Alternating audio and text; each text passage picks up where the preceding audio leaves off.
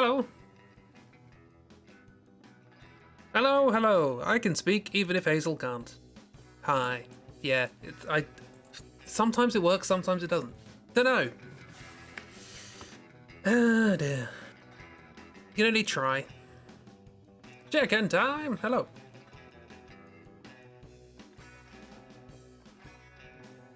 How is a Chib and how is a birthday, Kiro? What is Kiro, both?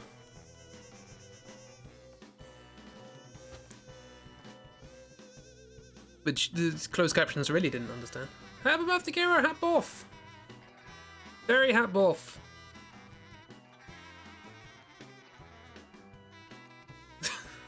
No, not understand, but it's whatever. Yes. Happy birthday, Kiro. Not hero. Well, this is kind of. It's trying. CC's is trying the best, right? Thank. No, you. Kiro is a hero. True, but it's just not. It's a Venn diagram. There's an overlap, but it's not an equivalence. You know what I mean?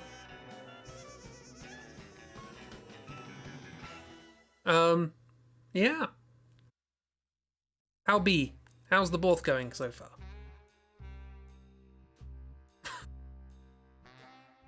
These captions are really weird. I wasn't talking to anybody called Albie, and I didn't mention a bus.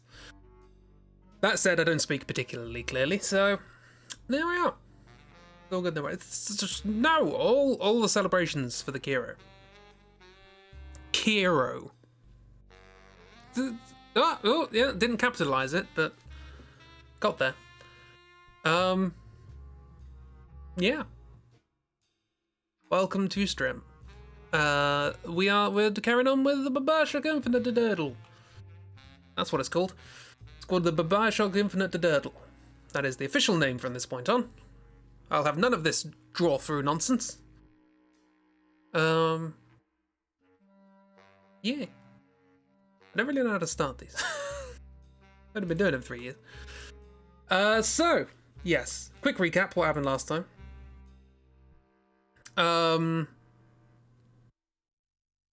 This image on its own really probably needs a lot of explaining. Resting a lot today. Yes! You rest! So, we needed an airship, and we were tasked by somebody who stole our airship to get a bunch of guns for their uprising. The person who stole the airship was Jefferlyn Beaverworth, who is supposedly the person who killed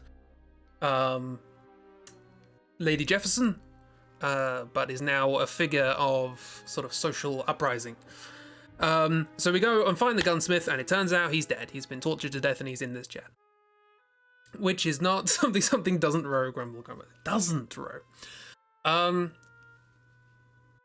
However, while we're contemplating the slight predicament, these two appear. Because they always seem to appear, and by appear I mean literally appear. And they start talking about how life and death are just two sides of the same coin, and all you need to do is have a change of perspective. And as they say that, a tear opens up. A tear being a portal to another world that Issa can open because she's special like that. And in that world that we can see, Gunny Smith is not in the chair anymore. And it's like, well, okay, we'll go to that world. He'll be alive there. That's the plan. So we just pop into a new world, and sure enough, everything's fine. He's not there. Everything's grand. Not everything's grand. There are a lot of people in prison now, and they're all screaming and shouting and covered in red. And the people that you killed are having nosebleeds and getting very confused that they're alive and dead at the same time. As you can remember all these names. It's fine. It was worse with the Final Fantasy ones. Also a pigeon that was alive is now dead. Things change, and there's a lot more sort of like propaganda and confiscated goods for the Vox Populi, who are the uprising. But the torture video that we saw of Gunny Smith, or whatever everyone was called, Jesse, it's fine. That was no problem at all. Yeah, so the interrogation video that we saw of Gunny Smith, it turns out in this world he was let go because his wife has friends in high places. Also, the guy that was hanging from this clock is now alive. We get to Gunny Smith, and he's up in his workshop, banging away, shouting at us to not get near his machines, which all makes sense were it not for the fact that his machines aren't there. And so he's having a bit of a time as well. It makes sense that if the guards were having a bit of an issue with being alive and dead, so is he. So we go and see his wife, who now is inexplicably American, not Chinese. This world has a few changes here and there. And we discover that, she says, oh, he's not the same without his tools. They confiscated his tools. Oh, no, there's something wrong with him. He needs his tools back. So we're like, okay, we'll go get the tools then. Doing so means we had to go through just the roughest parts of Terminaton, where basically all the people who don't have anything get shoved. And there are people begging on the streets for food, medicine, and it's just not a good time. While we're there, this happened. This is making me want to do a draw through where every drawing I do has to be less than a minute. It's a very quick draw through and completely nonsensical, but I think it'll be fun. So we go into a bar, and then downstairs we pick up a guitar and start playing, and there's an impromptu song, and we give an apple to a kid. If you want to hear that song again, I'll probably post it on Patreon at the request of Jimmy, or you can watch the previous VOD. Yeah, and we go out and we see that people are trying to grow food in the streets, but it's being confiscated, and people who are Vox Populi sympathizers are being put in the... it's not stocks, it's pillories. That's the one. Best song. So it's not... people aren't being treated well. But we finally make our way into the police department, shoot all the people and all that sort of stuff. And we find the tools that we need to get the guy back up and running. The only problem is we can't even carry one of them, let alone all of them. So we think, well, we probably should have thought about this beforehand. However, would you look at that? There's another tear, just when we need it most. And in that world, parallel world number 2, there are no tools here. So obviously, the tools will be back at the shop, we assume. So we go into that world, and sure enough, the tools are back. Well, the tools aren't there, and we go outside. Some things are still the same, some things different. People aren't in the pillories anymore. The food's still confiscated, but now there are posters up of Jack, who is apparently a martyr. That's a bit weird. Jack has a little bit of a nosebleed, and he thinks, oh, I remember fighting with Thaddeus Gajibli in the Hall of Heroes, and fighting Jefferson, and joining up with the Vox Populi and Jefferlin Beaverworth, and I remember dying, and my head hurts. And Issa's like, calm down. Focus on the life you did lead, not the one that you didn't. That's okay. And so we carry on into this world, and in this world, it turns out both Gunny Smith and his wife are dead. So that didn't work out particularly well. Presumably their tools are back. That's something.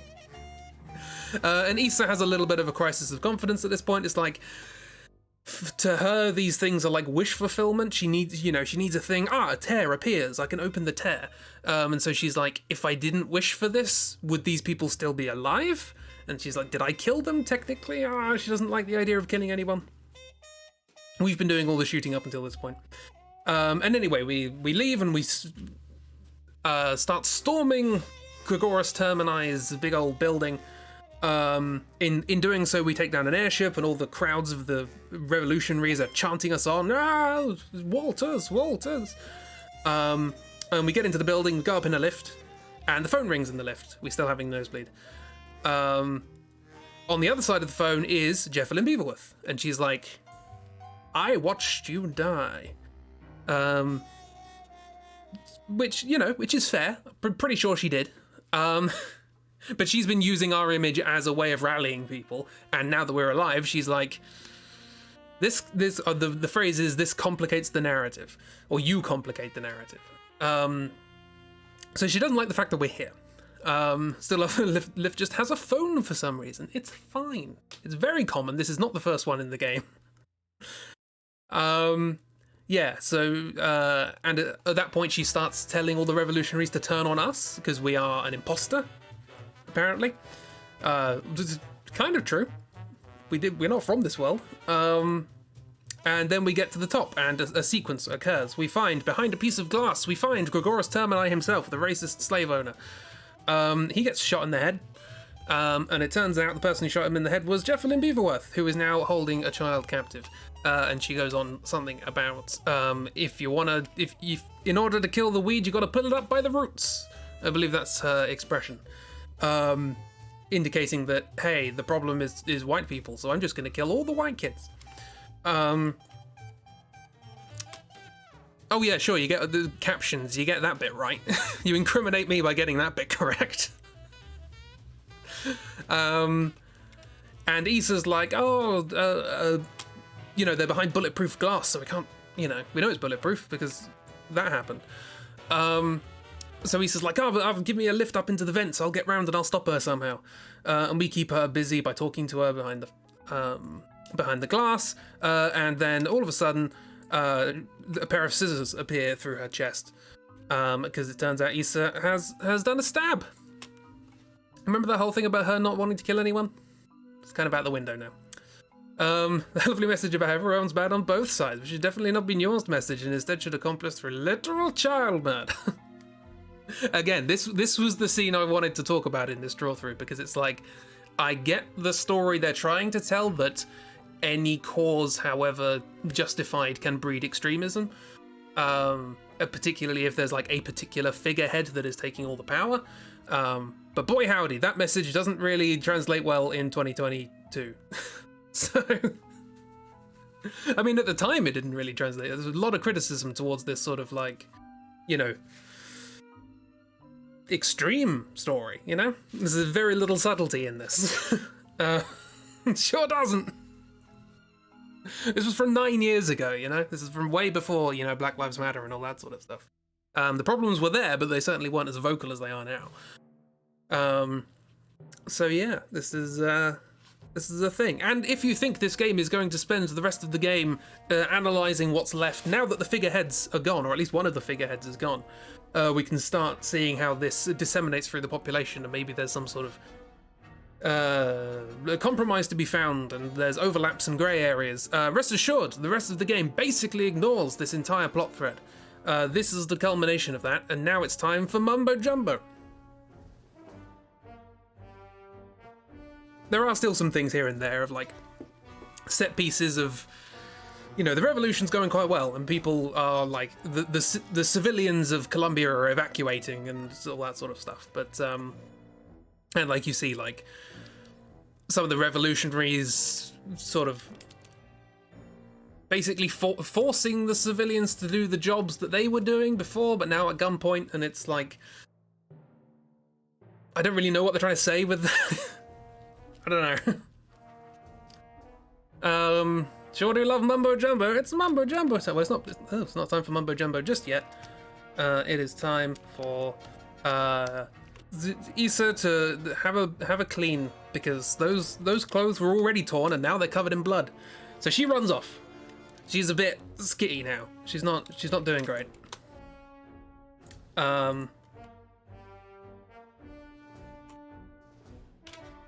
Now it's time to draw. Fair indeed, yes. Right, so.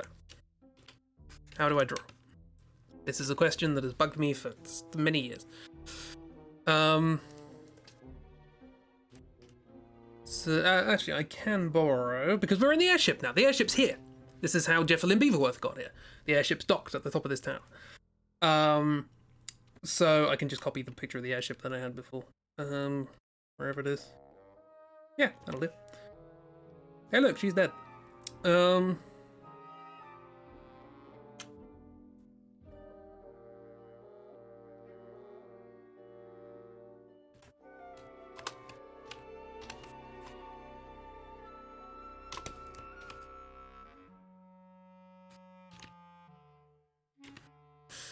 Right, so now we're in the thing. We run in, well, Issa runs in here, and we come in and we find that there's a door at the back and she's shut herself in there.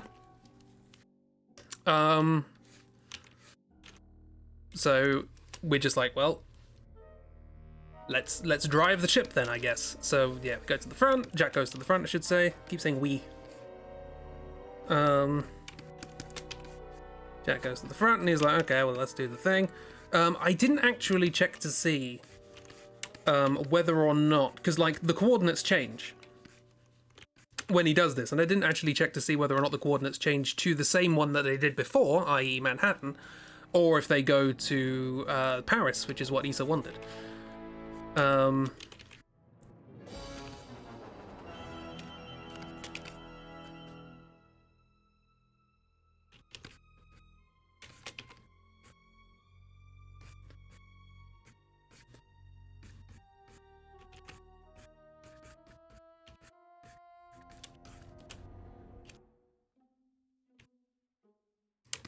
Big nose.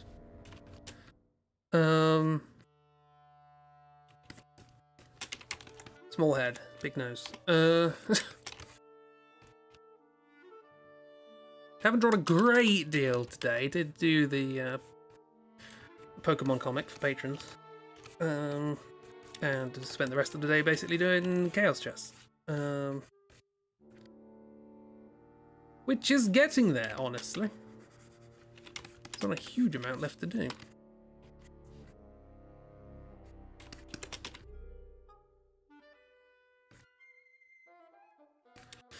Yeah, so he's pulling levers and doing stuff and all that. He's got his tiny little jacket.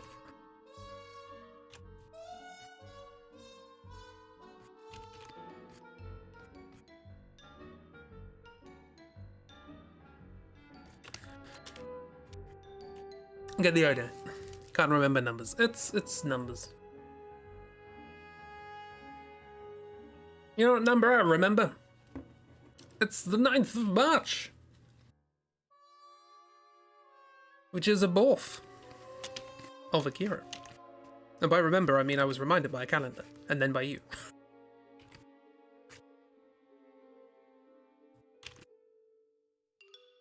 Shoes. Anyway, after a little while, Issa comes out.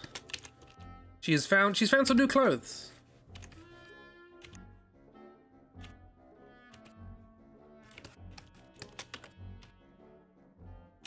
Which I now need to remember how to draw. I probably should have paid attention to that while I was playing the game.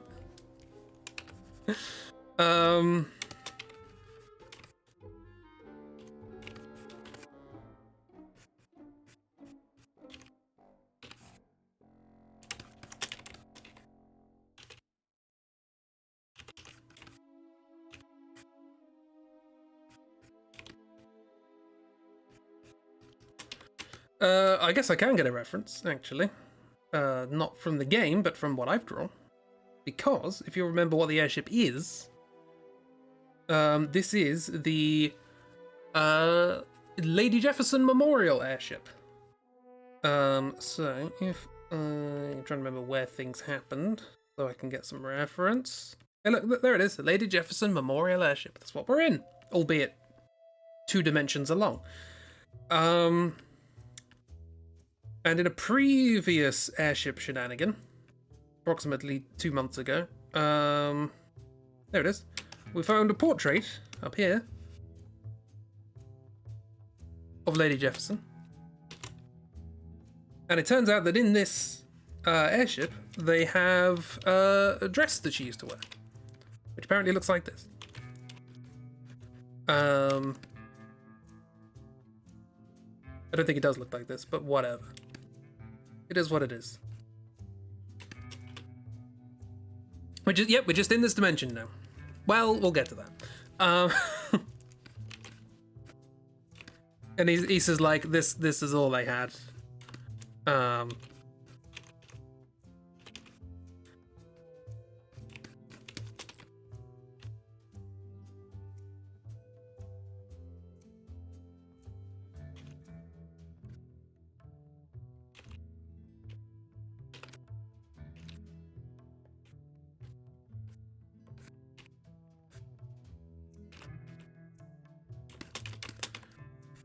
There's another notable difference as well.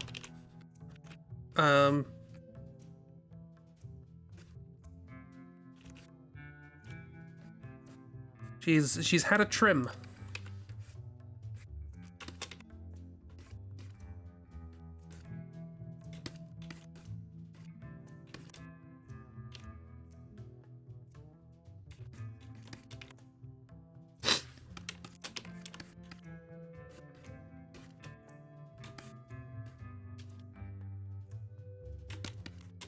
I seem to remember there being a bit more of a sort of front bit like that to the dress, so I should do that. Or maybe that's part of the under part. Well, it's a thing later. Don't worry about it. And that's not a we'll get to that. That's a if I remember.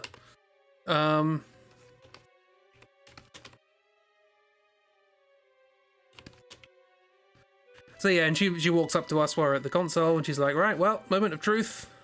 Is it? Are we going to Manhattan or are we going to Paris?" And if I remembered the coordinates or bothered to look at them, I would tell you what he actually put in.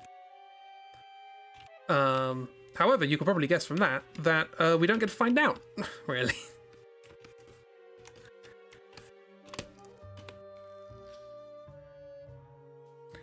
She's also learned how to float. That's neither here nor there. Whoops. Keep your fingers. Oh, actually, well, don't keep your fingers. One of them's gone.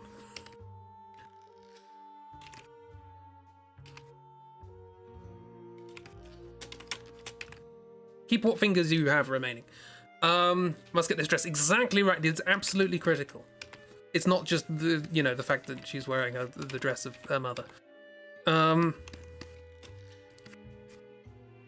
For if you recall, we found out in the Hall of Heroes that she was the child of Lord and Lady Jefferson. In the womb for only a week. Miracle child, etc. The white bodice or something, dark blue dress, yeah.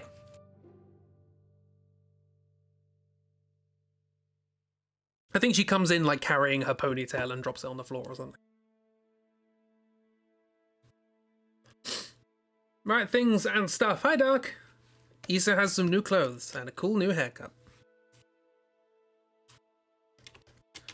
Which is slightly easy to draw, hopefully. How you doing? You having a good time?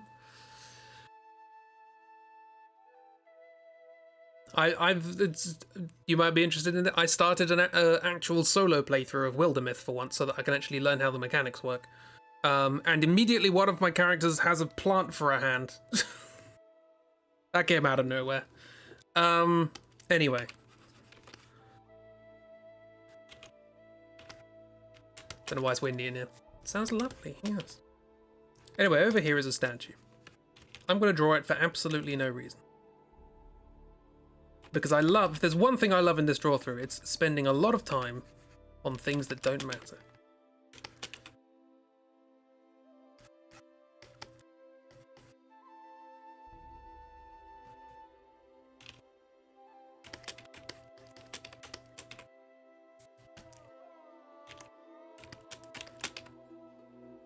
And there's a big old gold statue of Jefferson. Lord Jefferson, not... Was Jefferson a president? Jefferson was a president. It's Franklin I'm thinking of, who wasn't. But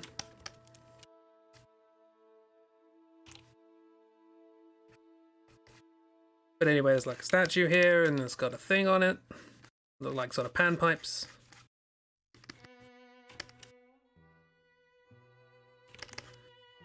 And I think it's got like flags and stuff. I won't bother drawing the rest of the body. Hey, Christy! What did you miss? Issa has new clothes and cut her hair because she was covered in blood and she's not doing great. But we got the airship back. We're in the airship. Hooray! Sounds right. Did want to test the vigor flow on flame cone, and yep, that works. Just 12 to 16 AoE damage. That sounds perfectly balanced. How you doing, Christy? You alright? Having a good time? Yeah, Issa went from this, having just stabbed somebody, to this, having cleaned up. She's now wearing the dress that her mother used to wear, which was in the... this airship is the memorial airship for Lady Jefferson. Suits her, genetically. Anywho, just before we find out where we're actually going, this statue starts to whistle and hoop and walla. That's not what any of these things are. I did actually sit down, for reasons that we'll get to in a couple of weeks, I didn't actually sit down and try and work out what the tune is that's played by this, because it plays a little tune. And it's like that. Sort of nice little chippery sort of thing. And for people who know the story, that tune doesn't make sense. But yeah, that's something we'll get to later. Is Lady Jefferson dead across all dimensions? I guess so. Yes. Well, I guess given that the reason Jeffelyn Beaverworth was outcast and became the head of the Vox was because she apparently killed Lady Jefferson, it probably makes sense that she would be. Yeah. Otherwise, the rebellion wouldn't be happening. How long till Jack's hurtling from the airship? Well, this statue just went. And the last time that happened, we got a friend. A friend arrived.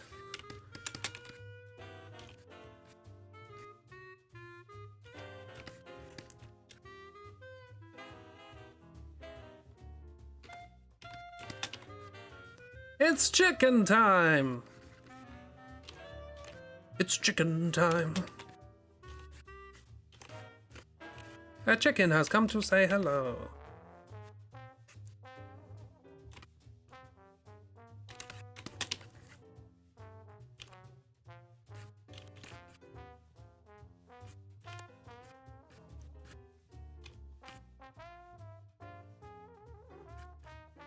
So yeah, the last time that happened, we were in the tower, if you recall. And the thing went off, and Issa immediately panicked and was like, "He's coming!" And so yeah, that's evidently the chicken call, I guess. Oh, Chicky! It's friend!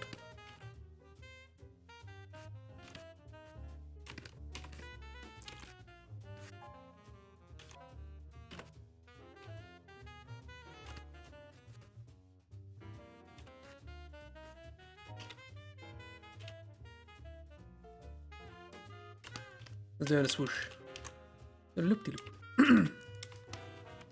Anyway, suffice it to say, the airship doesn't last long. And we once again crash back down to Earth as if we never actually got the airship in the first place. Hooray for progress! Chicken's doing his job of keeping us here. Hooray!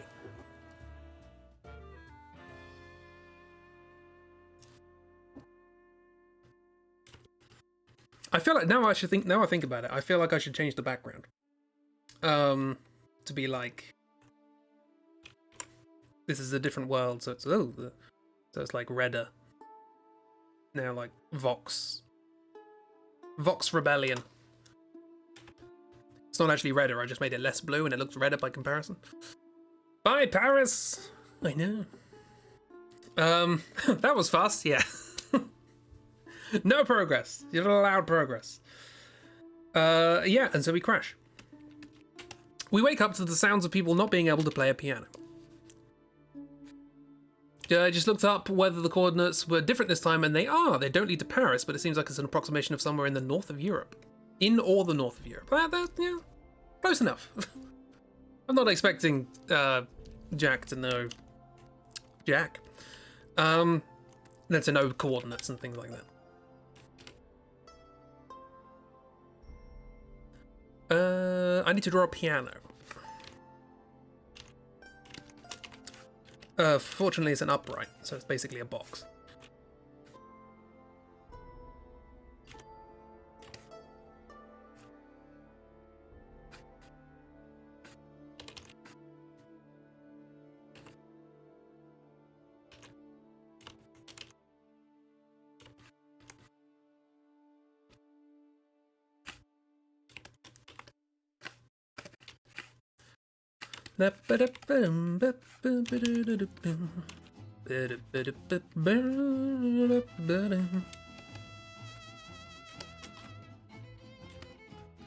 Close enough, right.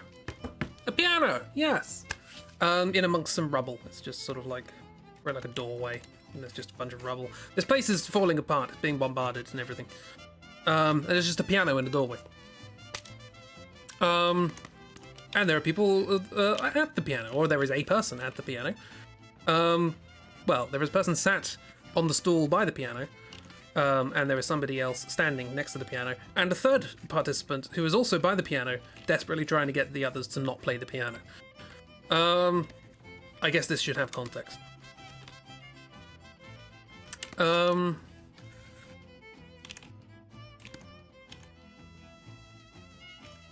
But it won't. I refuse.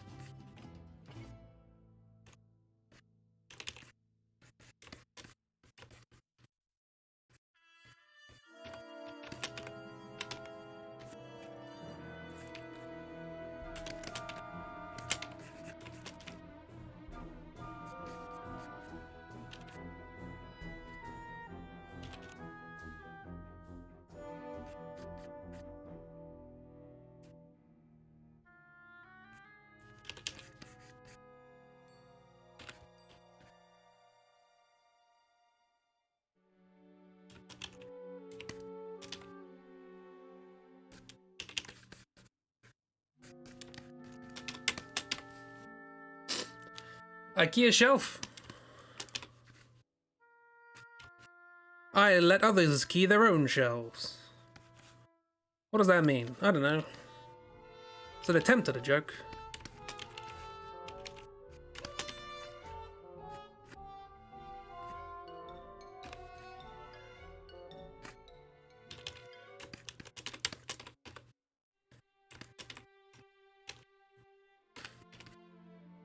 Anyway, if I haven't drawn things utterly awfully, you may possibly be able to ascertain that this is... Yeah, it's them again!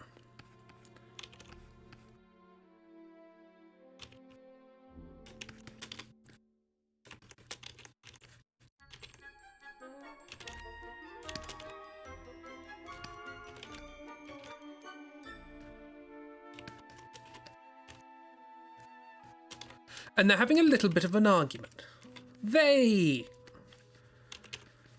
Because she's playing something on the piano and he's like, no, that's the wrong note. She's like, it is the right note. No, it's the wrong one. Yes, it is. No, it isn't. Having a bit of a disagreement.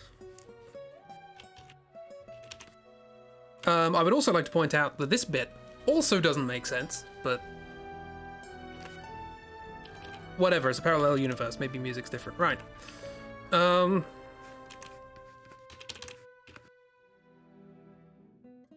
And they're just trying to play something simple on the piano, so evidently neither of them are particularly pianists. But, they're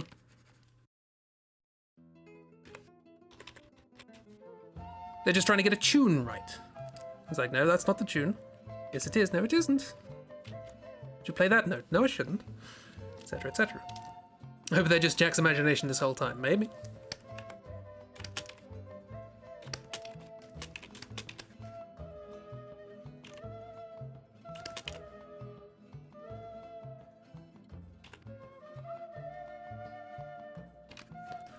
Fun fact, maybe we'll get to it before the end of today, but I played a little bit of the game recently, and these two, specifically her, caused me to softlock.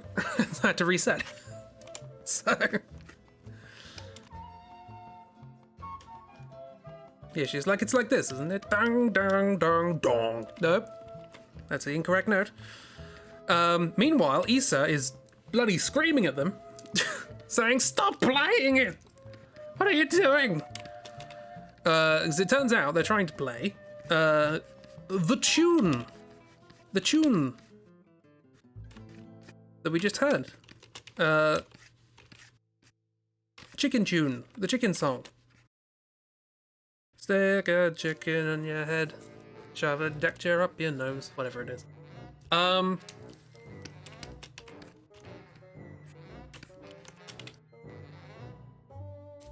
Something about having the right notes and needing the right tune. Yes. And we get there and they finally play it right. And she's like, see, I told you. And he says like, oh God, no, you've done it. Now he's gonna come. Where is he? Oh no. To which they say, it was the correct notes, but it was the wrong instrument. And they hand us a note.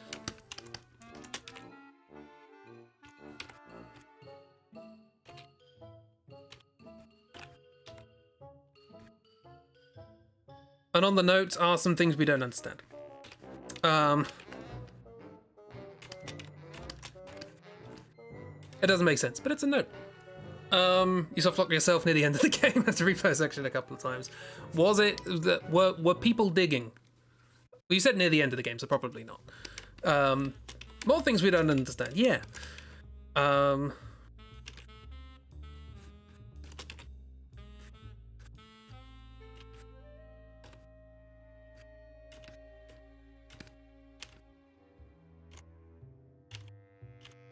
don't think Issa has ever...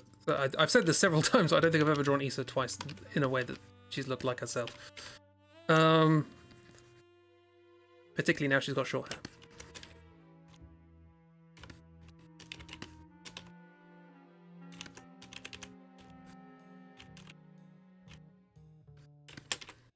There's a part with many airships and a friend. Nah, not that part. How do you soft lock there? I'm not going to ask because I haven't done that bit yet. Well, I've done it. I know what happens, but you know,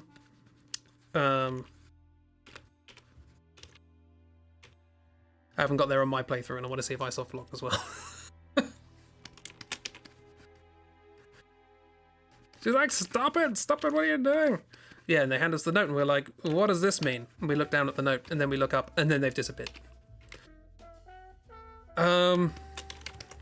So yeah, they're still up to their nonsense. That's always fun.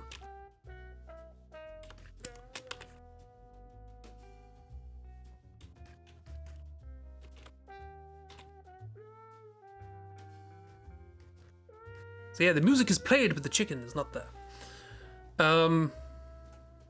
Nisa has the doe eyes. It's enough to know who she is. Yeah. You don't know. It's a game. No, not you, donut. I wasn't calling Kira a donut on her birthday, no less. That said, get birthday donuts. Is your channel such a GM just wanting to give vacants and mess with the players' vibes? Absolutely.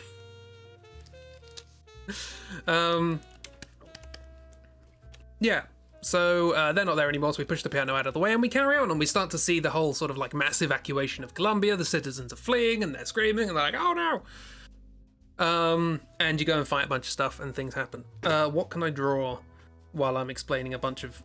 Because there's just a bunch of gameplay that happens here, but also a bunch of audio diaries which tell interesting things. Vindrol was born of such things. Both donuts! Mm. I need to try and make donuts.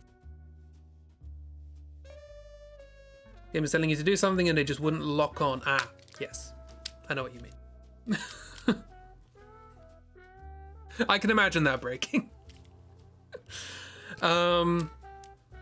Get donuts, cheer yourself up. So yeah, we carry on. What can I draw? What can I draw?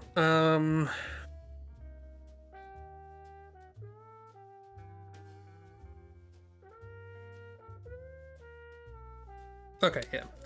Okay, so we come across, we go through some places, some things happen, and we find a bunch of audio diaries. This time, some audio diaries of...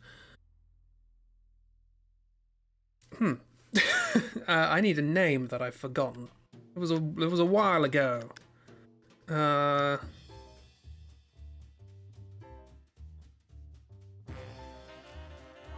Loxman. Do you remember Flora Loxman? She was the scientist who made the technology that allowed the city to fly. And you go find a bunch of stuff and things happen. That's basically the game. Yeah, so Flora Loxman, she was the scientist who discovered the technology that allows Columbia to fly in the air. And they're like, she says it's quantum physics. We think it's women's intuition because this world is sexist. And she was made of butter. I can't believe it's not butter. Yeah, and we find some diaries of hers just sort of lying around because that, you know, in Bioshock 1 there were diaries lying around that people made in places that would make sense. And in this game they're like, who cares if it makes sense? Feels like a decade ago, I know. And now we can hear her voice and she sounds suspiciously like her. And looks quite a lot like her as well. With the English voice and so on and so forth. In fact, exactly the same voice as Naomi in Metal Gear Solid. Same voice actress, same character voice. It's weird, particularly when Naomi was talking about her brother. We'll get to that. Actually, we'll get to it now, because it's the contents of these things. Is that a joke that only UK people will get? Is Flora elsewhere? Flora might be elsewhere. Flora spread. Like a butter thing, butter spread. Is it butter or is it vegetable oil? I guess it's Flora, so it should be vegetable, right? It's not fauna. The fauna would imply it's meat. Meat spread.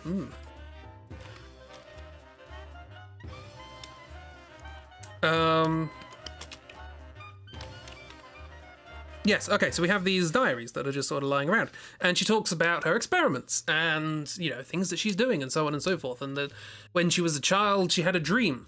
And in that dream, she was standing in front of a mirror. And on the other side of the mirror was herself, but it wasn't quite herself.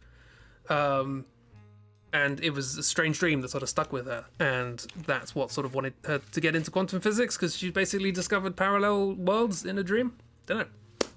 That's just pate. Good point. Yes. You can get mushroom pate. My brother gave me a recipe for mushroom pate the other day. I haven't tried it yet. Yes. So she has all of the so on and so forth. And she starts talking about an experiment that she did, which was essentially quantum entanglement. Which is this idea of being able to have two atoms that are in different places but that share the same certain atomic properties, and so if you change one, the other one changes, or you observe something about one, that fixes it for the other one, regardless of how far apart they are, so on and so forth. The game doesn't really go into that detail, but basically what it says is, you know, I was observing this atom and making measurements, and I got it into a state of quantum fixation or quantum entanglement or whatever.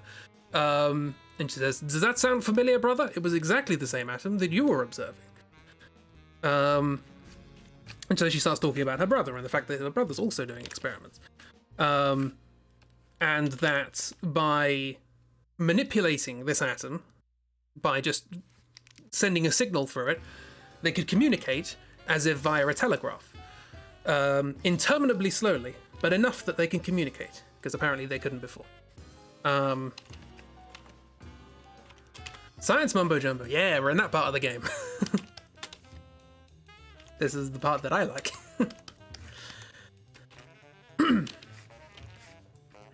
I'm trying to remember how much of this is sort of talked about now.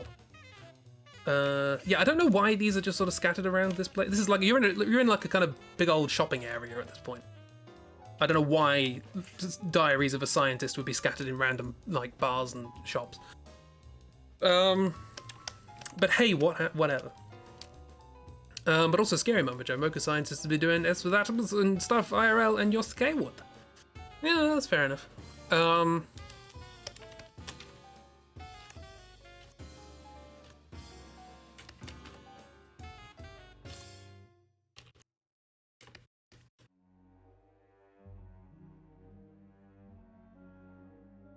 Yeah, I only played this the other day, it's just gone.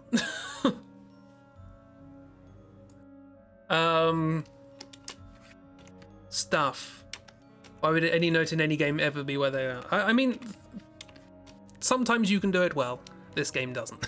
I think Bioshock 1 does a pretty good job of the notes being where they should. It's why they exist is a good question, but, you know. And like I said, when I say notes, they're like audio recordings, so that it makes more sense why, you know, rather than seeing a note that says, oh no, I've been shot. I'm bleeding. Ow, it hurts so much. And somebody writes that down for some reason.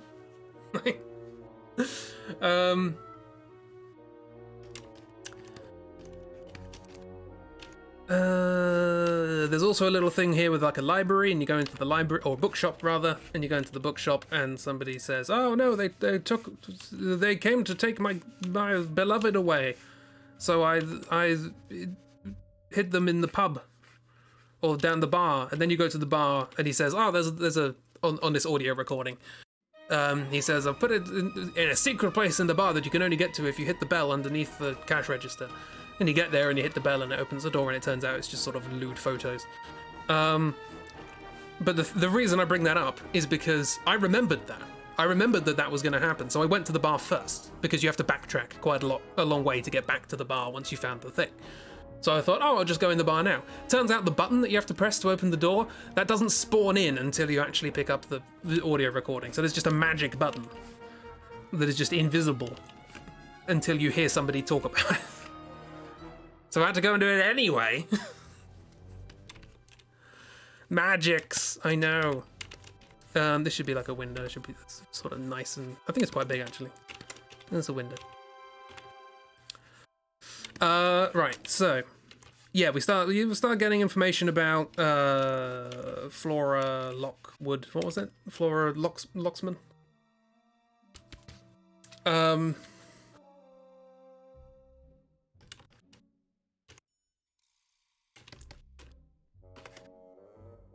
And yeah, about her experiments and about how she was experimenting with sort of quantum entanglement of particles and how her brother was experimenting and they communicated via interacting with the same atom, etc. Well, yeah, and then we'll go to this bit. Again, there's a long sequence here, but it's just gameplay, shooting people, basically. You ever heard of a little friend called Anxiety? I think we've worked out on a previous stream that you can mute Anxiety.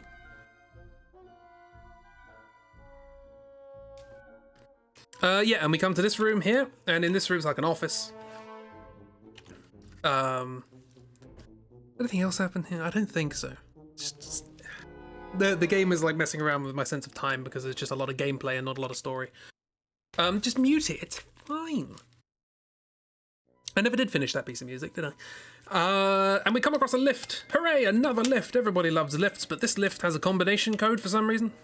And Issa's like, oh, that's fine. I read that most people, when they have a combination or password for something, they write it on a note and leave it right next to the thing. So let's just have a look around for some papers.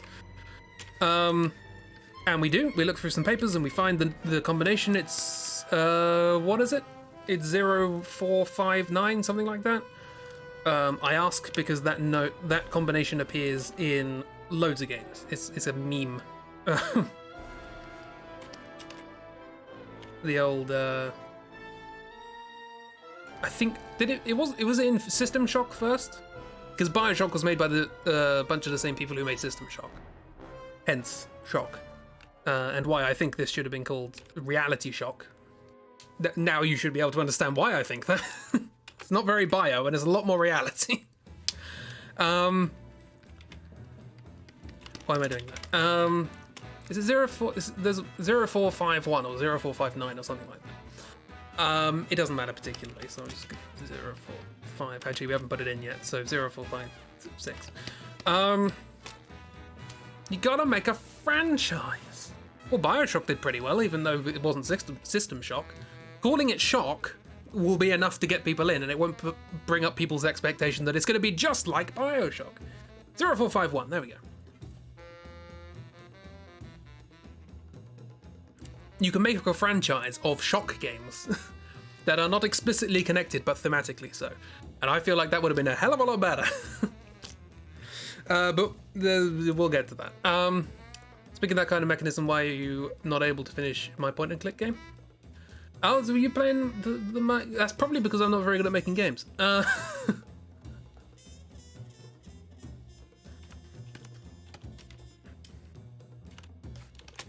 Which one was it? The black and red, black and orange? Black and orange wasn't very good. I like black and yellow though. That was fun. Yeah, we find it amongst a bunch of papers that are just sort of stacked on the thing. This is a very untidy office that we're in. Franchise of games that's just this emoji. Scream. The Scream franchise.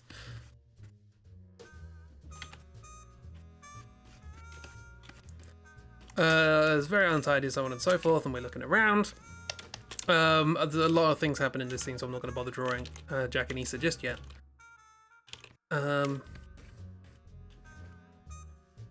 My book pattern puzzle? Oh, the ones with the For Dummies books. Yeah, you just gotta make it. You just gotta make it all line up. It's in a smooth way. Make it smooth.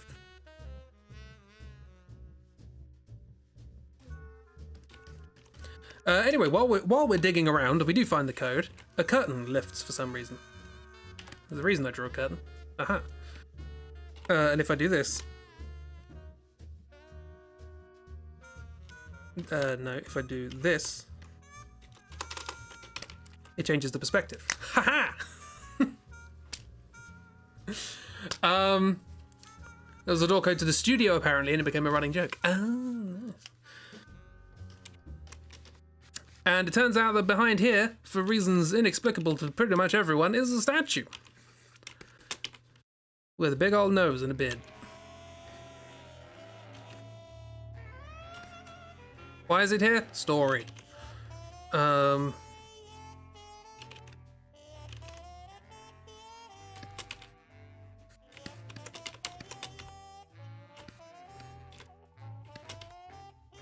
Yeah, there's a statue. It's also got like some panpipe things on the front.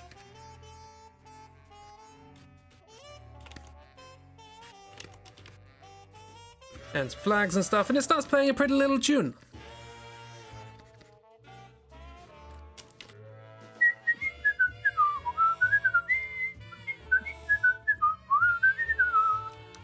Something like that. You know what that means? We haven't seen Chicken for a bit. So Chicken comes to visit.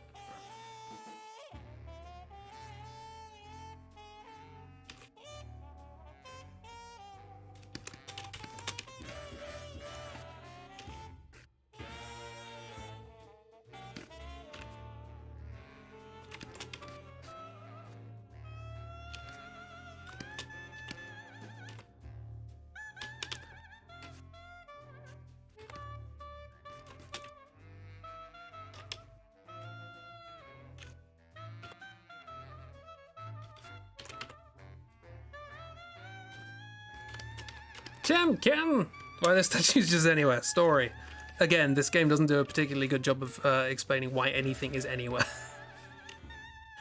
Something that was definitely lost in this game. Previous games, I think, did a lot better at this.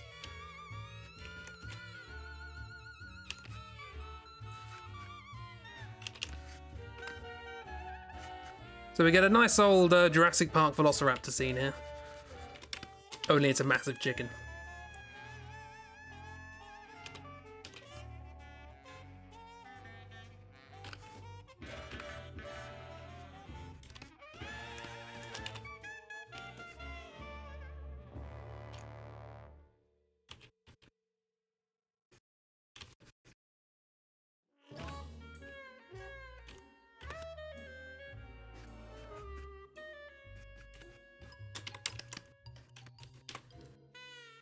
Statues are extremely practical. Such a jolly tune signaling impending death. It's not symboling death, it's symboling protection. Chicken is there to protect Columbia's skies and keep the seed of the prophet safe.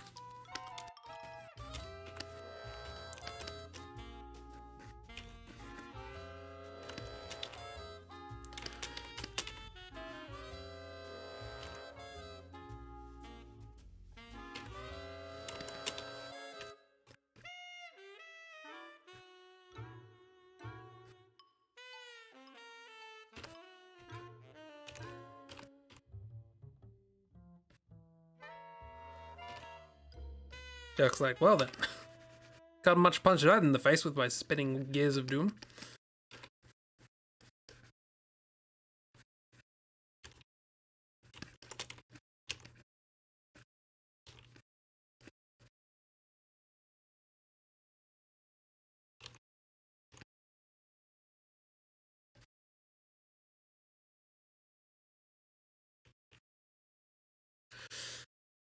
Blimey, is that the end of the music already? My word.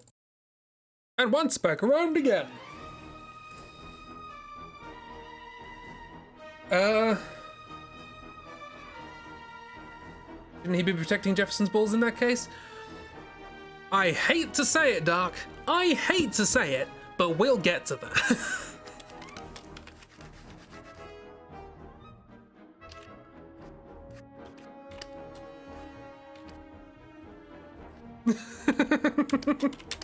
We will actually get to that.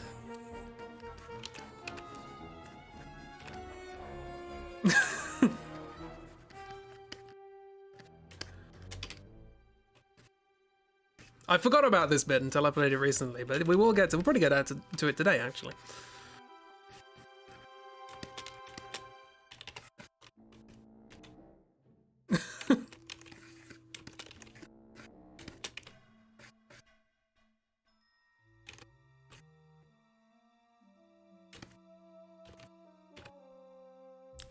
It's quite important as to what's coming up. So actually, it depends on some choices you're going to make. We'll get to it eventually, but whether or not we'll get to it quickly. Can't just say these. What?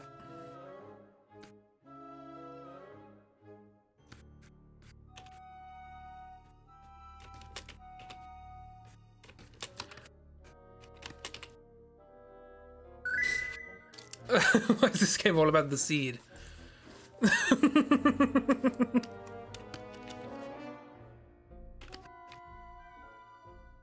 While we're hiding down here, Issa makes us promise, well, asks us to promise her something, which is that if all else fails and we don't make it out and go to Paris and stuff like that, that we will make sure that at no point does Chicken get hold of her. Because if that happens, she's got no chance of escaping. And basically, she's telling us, she grabs our hand and like puts it around her neck when she says that, as if to emphasize, I would rather die than go back. So she's quite serious about this. She's like, do not let him get me. Yeah, she's not up for this.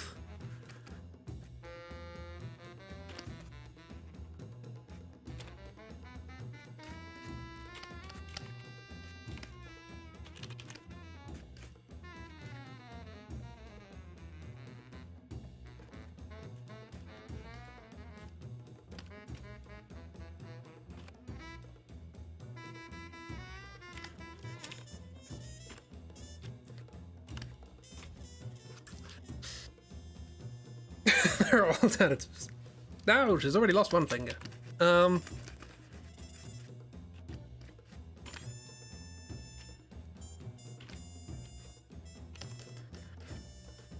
Yeah, so this happens. And then, because it doesn't see us, because it's not very good at finding things, it flies away.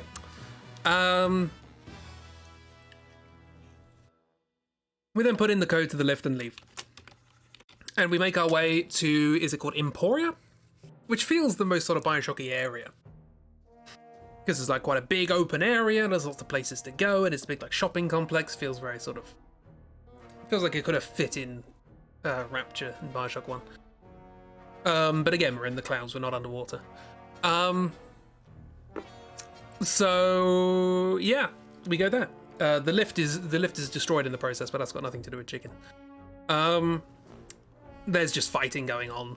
The revolutionaries versus the Vox versus the Columbia Guard, etc., etc. And we make our way through this place. There's a few things of interest as we go through. There's a bunch of shops, as I said. There's some residential areas. There's a graveyard, and there's a big old, I think it's called Victory Square.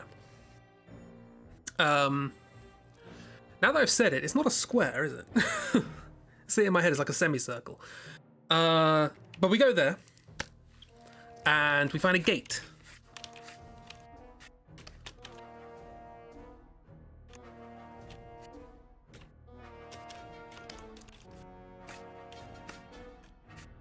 Oh.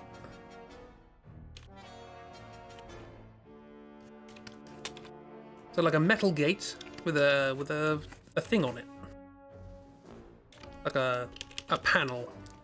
There's a few things on the panel. There's a little face Not sure what sort of face it is. It's sort of like a scruffy, sort of liony thing, I think, maybe.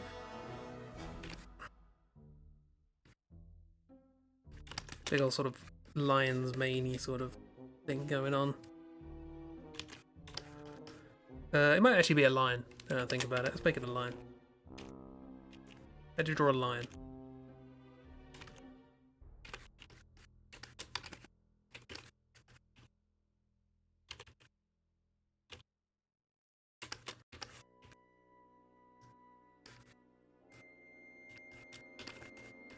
This is how you draw a lion. Look, it's a lion, and or Nathan from Drawthrough. And below it is a panel with a hand indentation.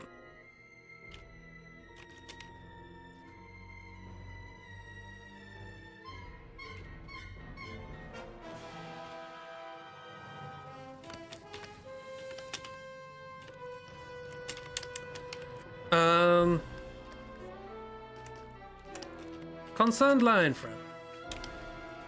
I say concerned, they seem quite chipper. Because it has a voice. We walk up to the thing and it's like, aha, hello there, Lady Jefferson. My, aren't you looking fantastic given that you died 16 years ago?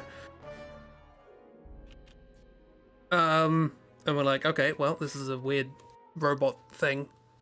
Not the first robot we've come across. The old vending machines had automata on top of them. Our hand fits. How strange. It does not. Most notably, we're missing a finger, but you know, Issa tries, and it doesn't accept because obviously it's you know, we're not Lady Jefferson. But this is, I should probably specify, this is the gate that leads to Jefferson House, which is a big, presumably where Jefferson is. And naturally a place we want to go because we can't get off this place. It's going to take revenge at this point. I don't know. Why are we going here? That's a good question. No, I think we have resolved at this point that we just want to kill Jefferson. Issa certainly does. And I think we have an argument over who's going to do it. We have. Yeah, it just sort of comes out of nowhere. I forgot about this. But Issa's like, I've had enough of this. I'm just going to take him down. I've already killed one person. Might as well, you know? So yeah, we're going to Jefferson House. But there's a gate in the way, and apparently only Lady Jefferson's handprint will open it. And yeah, Jack's like, oh, right, well, that's a problem. You know, we're not Lady Jefferson. Lady Jefferson died like 18 years ago. We're not gonna be able to get through. We need to find another way around. But Issa's like, no, I've got this.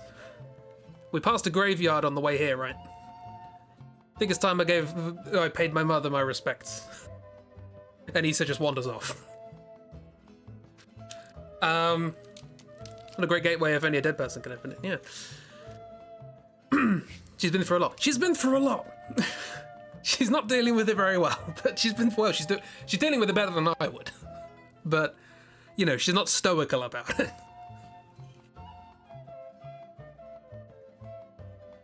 Issa has no chill. By this point in the story, no. She's...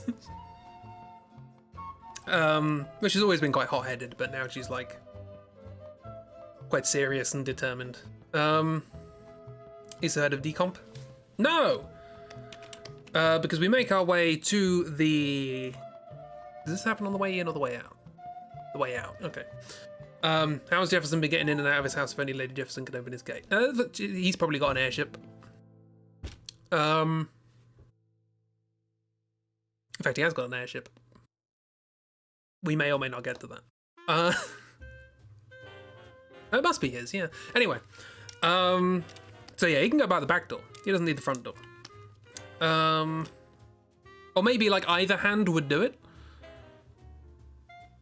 I guess. But because the automata... Oh, hello. Hello. Seems like a bitch is now allowed.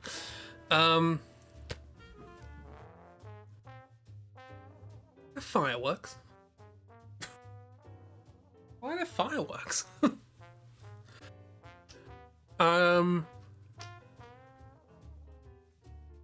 Yeah, he's got his own ship. Things. What was I saying? I got distracted by fireworks. Oh, yeah. It would make sense that fireworks for Kiro's birthday, of course. My neighbors are very happy it was Kiro's birthday.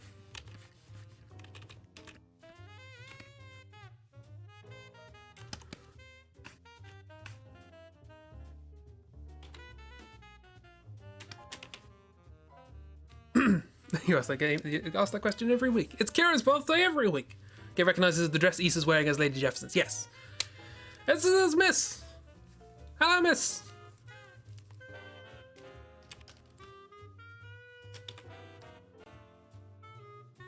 Might be why I was focused on her, yeah. So it's like, oh, hey, Lady Jefferson, use your hand. Oh, no, that's not your hand. Your hand. I think the phrase is, oh, your hand doesn't seem your own today.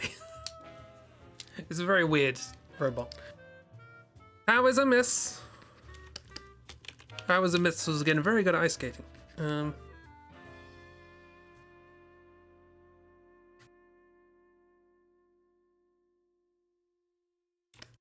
Your hand doesn't seem your own today. It's a good statement.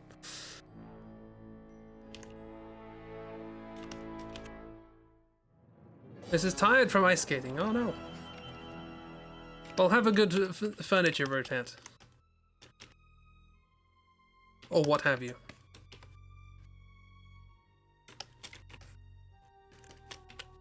I am gonna draw a dead woman.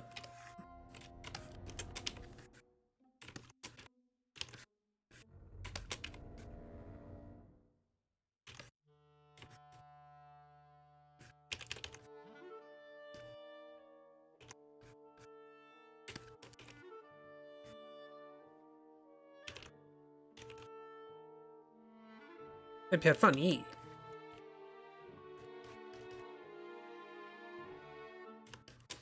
You're waiting for dinner? Marvelous. And petting the piss boy that has finally arrived. And whom you love dearly.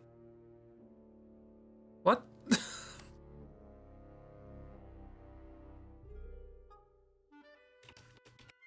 Piss boy? Drawthrough merch. Oh, right, sorry.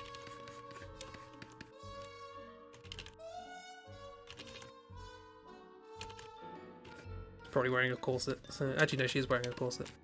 Don't ask how I know. Some shoes. Probably hands over the body or something. What have you? Dead body.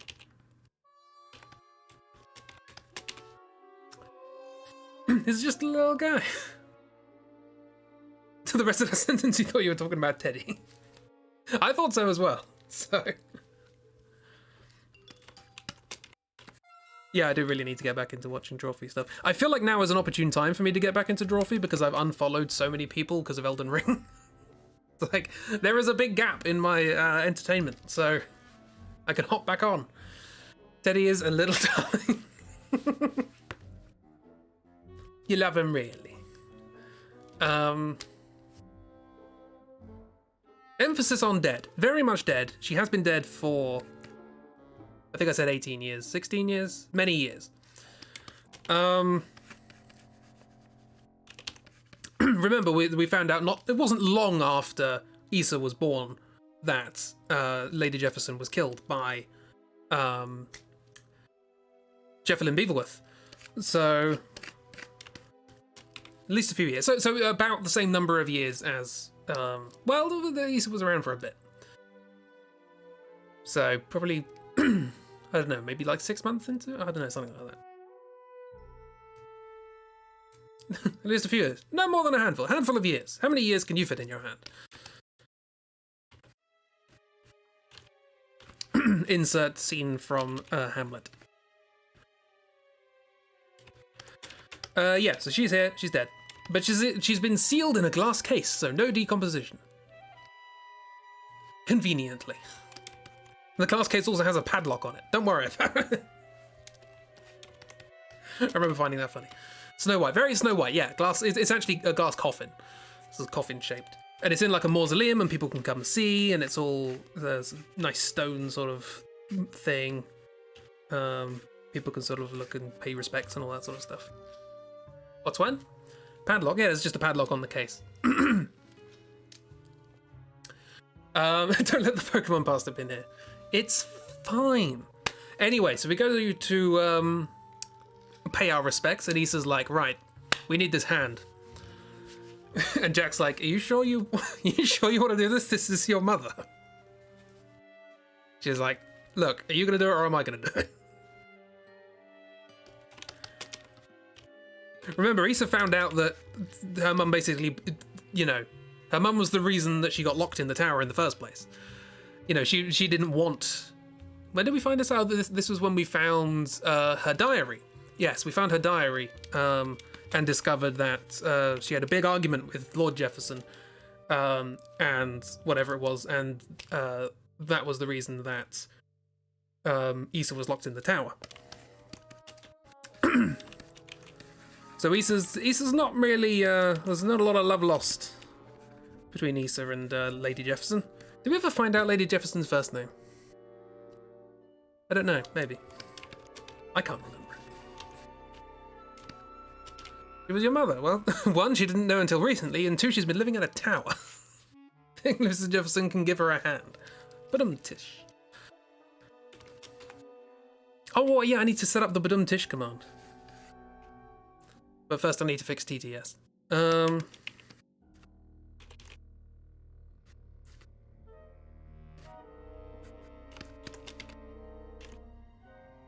Yeah, she's like, are you gonna do it or am I?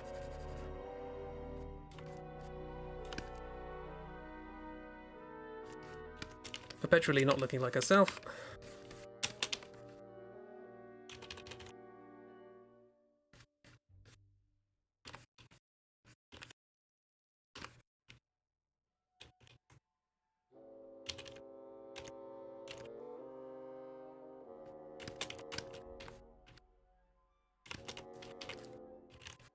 She's like, hello, mother.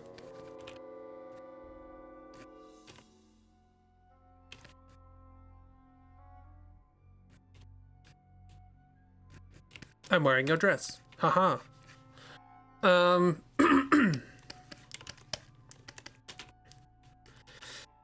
Jack's like, right, I got a crowbar, I can take off this padlock. Time to go grave robbing.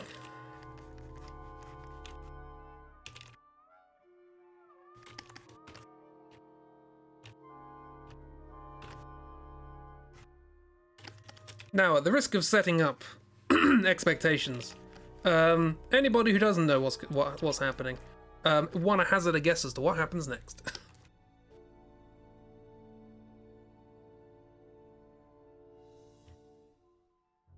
No security? No. We just walk in. I mean, most people are evacuating at this point. Check 'em. Chicken comes flying in.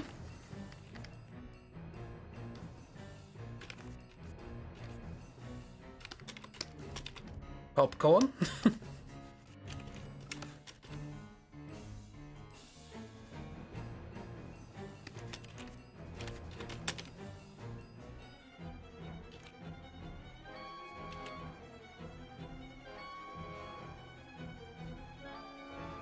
I was like, are you sure about this?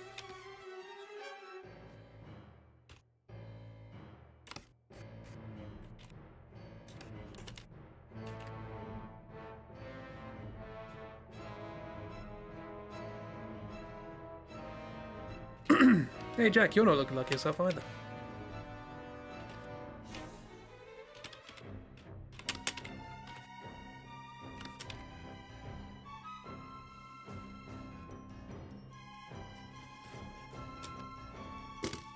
Princess rides in on a white stallion and smooches the mother. Oh, Prince, sorry. Not that I remember. Stop pretending to have morals. We'll get to that. Princess is also good. It works. No. How about... Ka-chunk, lights go out. There are lights in this mausoleum. And massive speakers thwom down from the ceiling. Big old like bass speakers. I think there are some on the floor as well.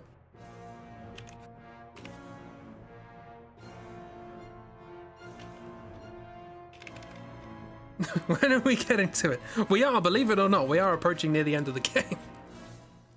A lot happens in the last bit of the game.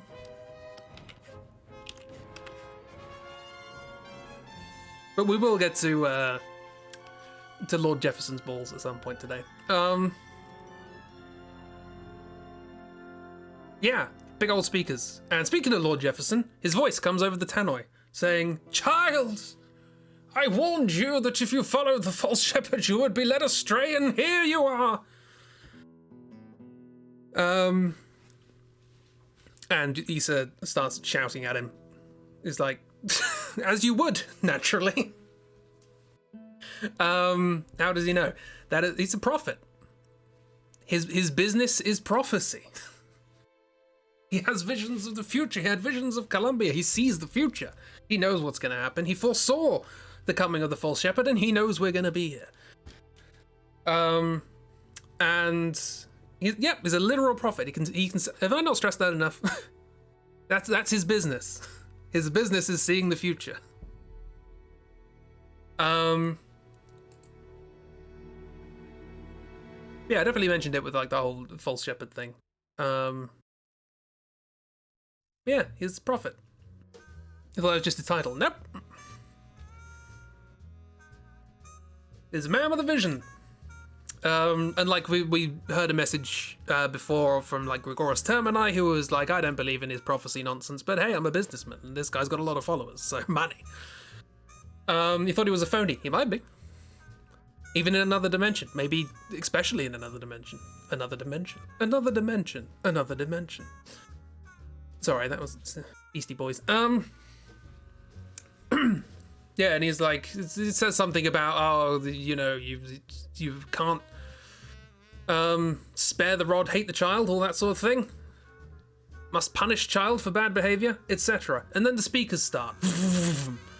Because it turns out the speakers weren't just to communicate his voice, they're vibrating. They look very similar to the ones that we saw in the tower a very long time ago. And things get weird, so let's do that. Has future sight work across dimensions? This seems like something you know. Honestly, actually, the question of precisely what capabilities Jefferson has across multiple dimensions is an interesting one, and one that we won't get to, so... And maybe we kind of briefly touch on something like that. You got to work it out yourself, I guess, but... But yeah, this is weird stuff starts happening with the speakers and Issa. And Issa does not look happy about this situation. By which I mean she's shouting in pain.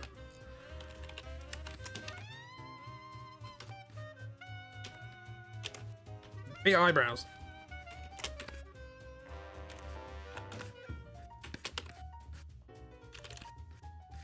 Oh God, no! Ah!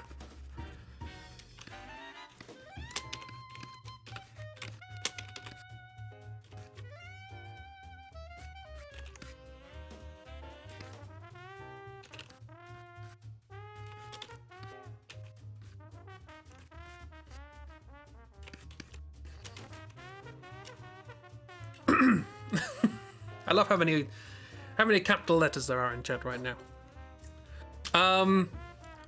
Anyway, a bunch of energy appears to get absorbed from Issa, and is instead funneled into the coffin, where the body is. At which point, the body just sort of breaks out, just shatters out into a big old weird ghosty thing.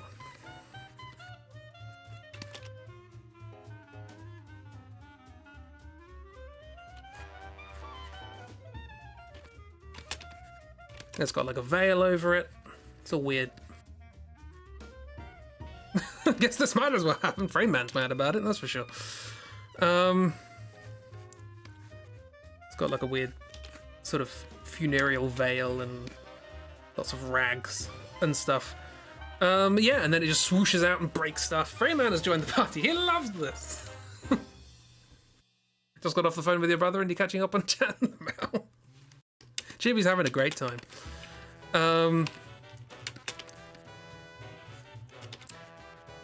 So yeah, there's now just sort of like a wraith floating around. Because that's what this game needed. Everybody cross wraith off your bingo card for this game. And it starts just going around the graveyard resurrecting dead people to shoot at you. Jefferson is an acronym for Frankenstein. I guess Frankenstein sort of brought people back from the dead, but he's more with like science and less with whatever this is. I guess in this world it's science, but we'll see.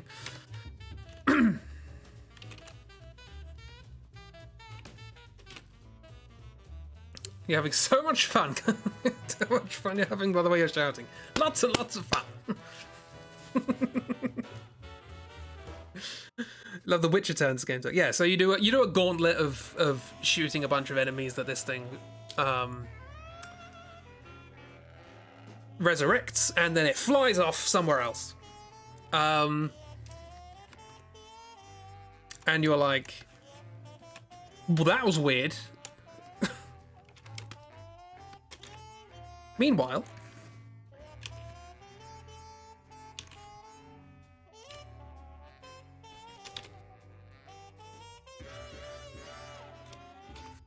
by a couple of freshly dug graves,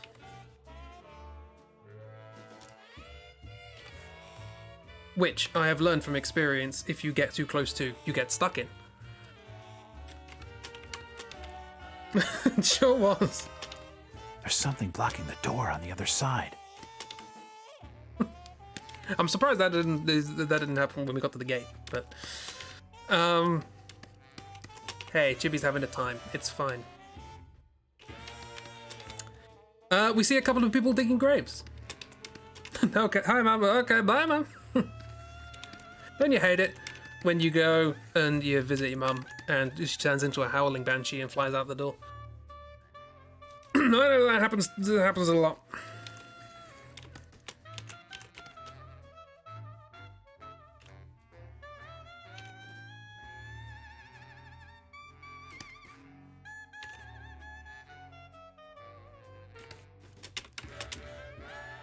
It was got stuck in one of these graves too. Yeah, this is where I had to reset because I got stuck in a grave.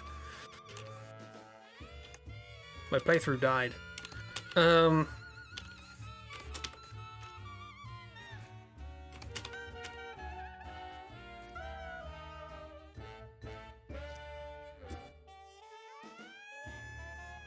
I did miss something.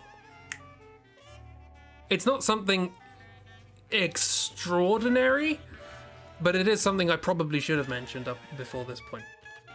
There's a little sequence where you go on a cable car between two sections, and as you're going along, you see these two because we've seen them before. Yeah, that's right. It's them. They're here again, and we now know one of them to be Flora Locksman, the scientist who allowed Columbia to fly.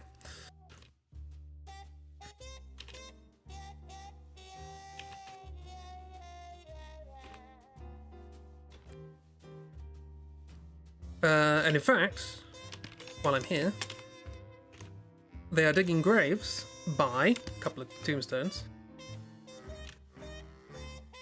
both of which say Locksman.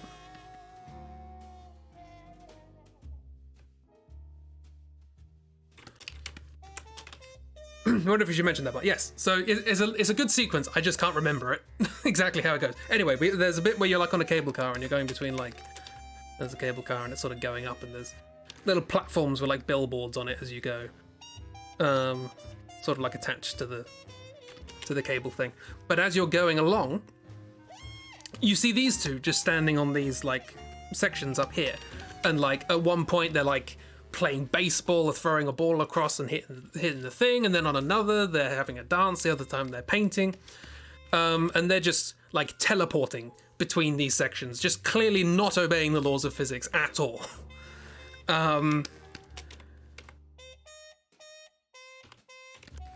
And Issa's like, yeah, these two, they're not normal.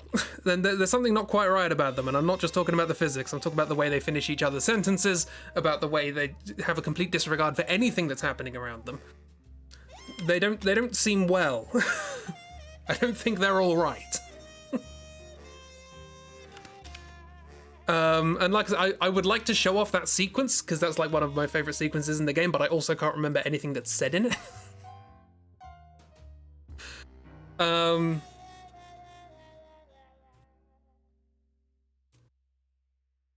Not all left either, you know. I don't think they're all anything. Anyway, they're here now and they're digging their own graves, I guess.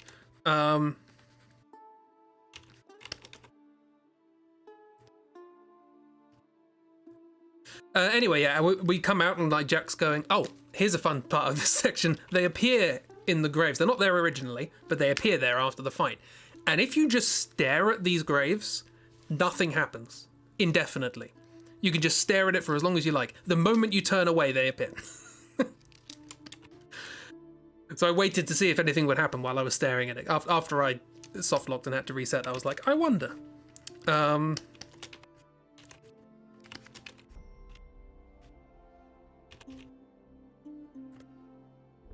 There, a bit of fun game trickery there. They only appear when you're not looking. Are they weeping angels? I don't think they're weeping. I think they're having a wonderful time.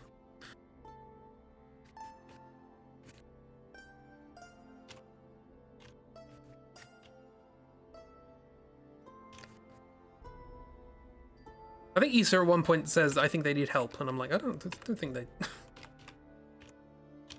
Or I think they're asking for help or something like that. It's like, they look like they're having a great time. Oh, there was an interesting one, actually. When I say one of them's like, there's a sequence where they're like painting on the thing. Flora, this one, is the one sitting and being painted. And whoever this is the one doing the painting. And as you're approaching, you can see like behind you can see the sort of back of the canvas as he's painting, and she's sitting there, and they're finishing each other's sentences, and they're just talking about absolute nonsense. Oh yeah, that's right. They are actually talking nonsense because they're discussing strange, like, conjugations of verbs and like tenses, and it's like they will not have I can't even work out how to make something sound like gibberish. Hang on, let me see if I can find the script.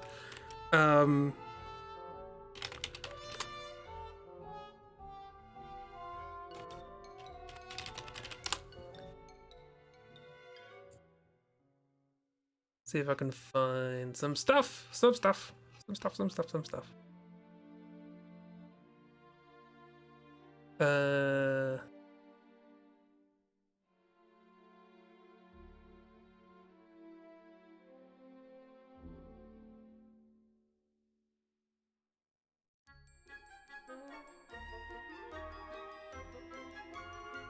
No, where is?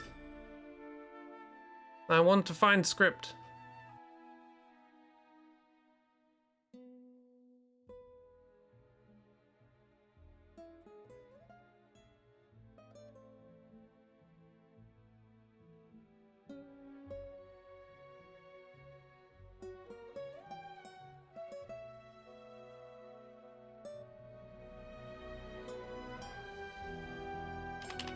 I will find this.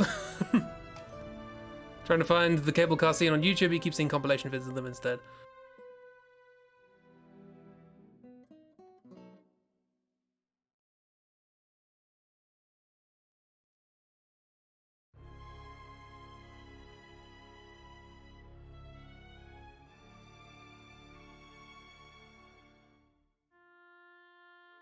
Oh, there's quotes.net. Is there anything from there?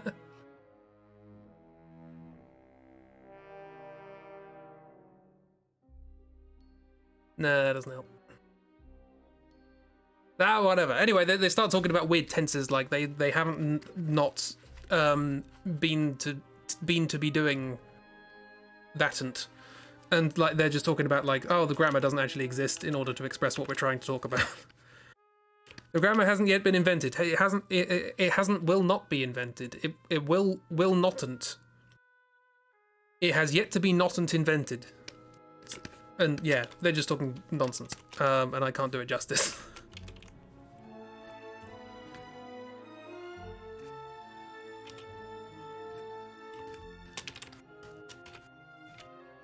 Anyway, you find them digging graves, having a time with the shovels and such. And we're just walking out of this, and Jack's saying, "What's going on? I thought she was dead."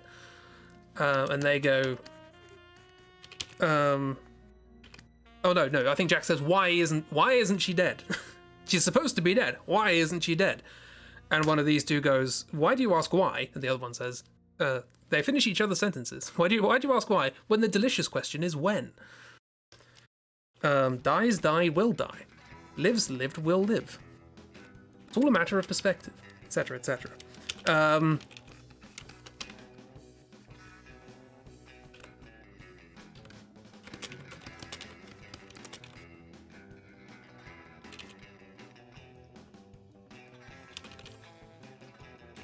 What? What's when? Exactly. The delicious question is what's when?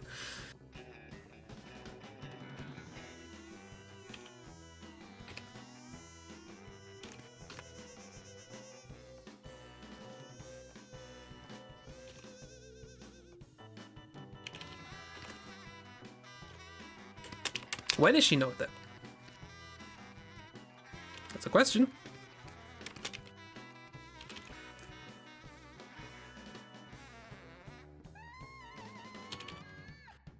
Yeah, and they say some stuff along those lines. Basically, all I remember from this conversation is dies, died, will die, lives, lived, will live. It's all a matter of perspective, you know.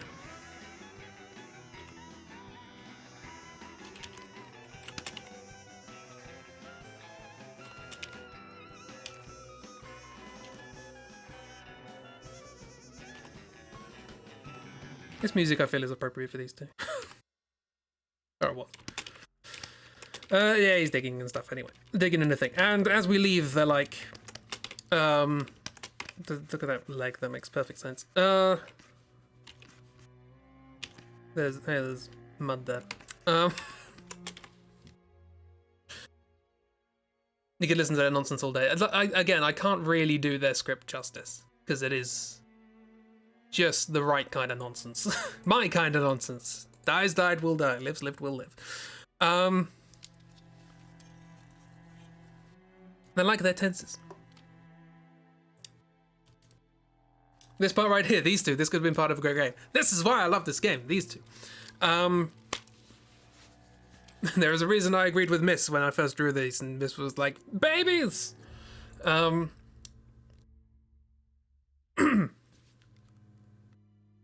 yeah, they say, in order to fully understand what's going on here, you need to work out why this is happening and why.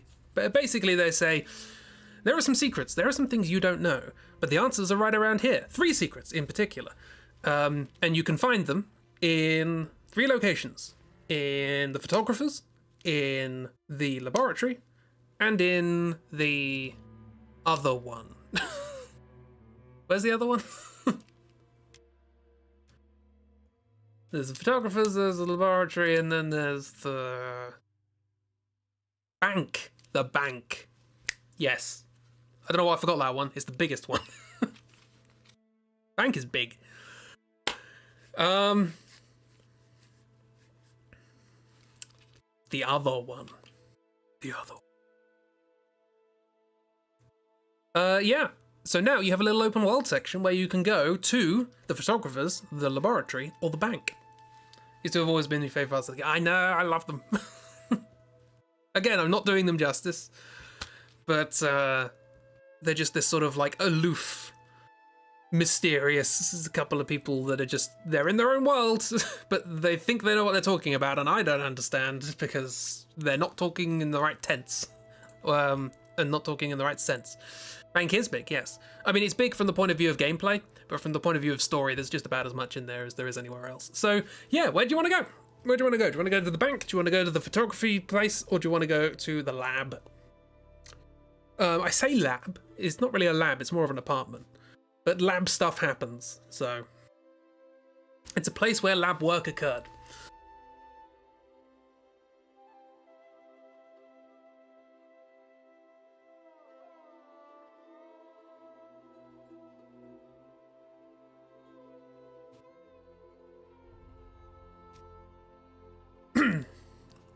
Photography? Go to the photography shop? Let's go to the photography shop. Is there anything to draw at the photography shop? Not really. I'll draw a photo. Why not? Lab's always your choice. We'll do lab second then. Also, around here is another sequence that I quite like. Do you remember me saying that people who are sort of like alive and dead in two different worlds have a little bit of an issue going on, and they sort of see both worlds and they think they're alive and dead and they're all confused? There's a sequence in this area where there's a shop that's just completely on fire, and there's a lady in the shop just sweeping up. Just like with a broom in the middle of the fire, just going, need to make this place tidy. And yeah, she's glitching out. Evidently she's dead somewhere else and alive here, and it's not going well. Okay, here's a photograph. Here's a photograph.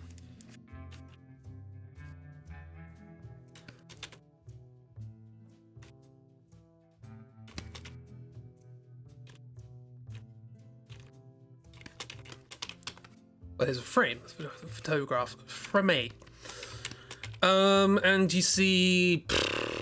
How are we going to do this? I don't know. We don't actually see this in the game, but it is talked about, so I might as well draw it.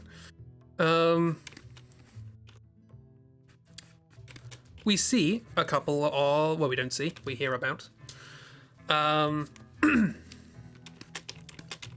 Couple of bodies. This is a death photograph. A photograph just before burial of two dead bodies. Now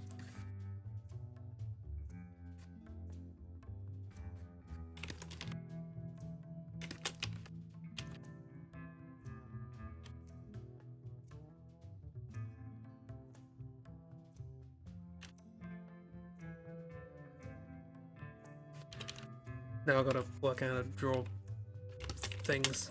No. I did not sign up for this. Perspective. Yeah, so you find, you go to the photography place and you don't, I don't think you see this. It might be somewhere, I don't know. There's lots of photography equipment and all these sorts of things. But you find a tear in the middle of the room. And through it you can hear a conversation. And the conversation is between the photographer person and these two. And they say, "Good morning, photography person." And he says, "What? You two? You're dead, aren't you?" And they're like, "Yes, indeed." He's like, well, I took your death photo." And they're like, "Yes, and quite a hash you made of it too. One doesn't expect one's body to look so lifeless."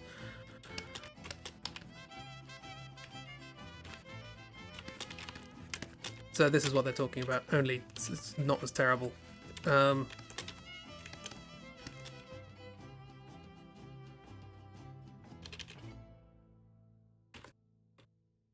yeah, they had a little post-mortem visit to the photographer who took their photos because they were very, very unimpressed.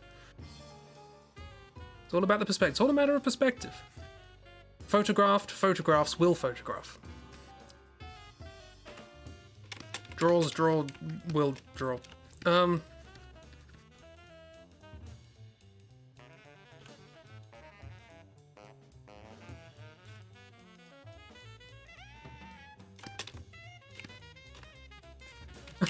I haven't drawn anything today. I haven't drawn anything from scratch today.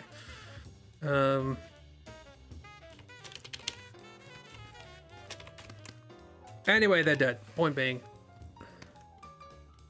they're dead, and then they just came back because they were very disappointed in the quality of their death photo.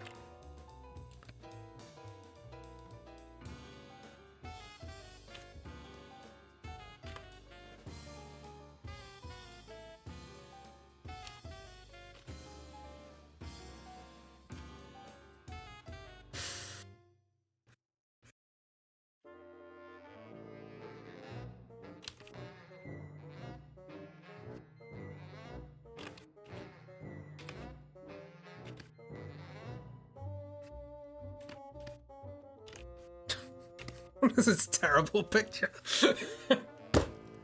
Well, I said it was bad quality, didn't I? I said it was bad quality. That's one reason to come back from the dead, I guess. Yeah. Where are we going next? Going to the lab? There's not a lot here. This is the shortest one. The other two are more specific, more particular.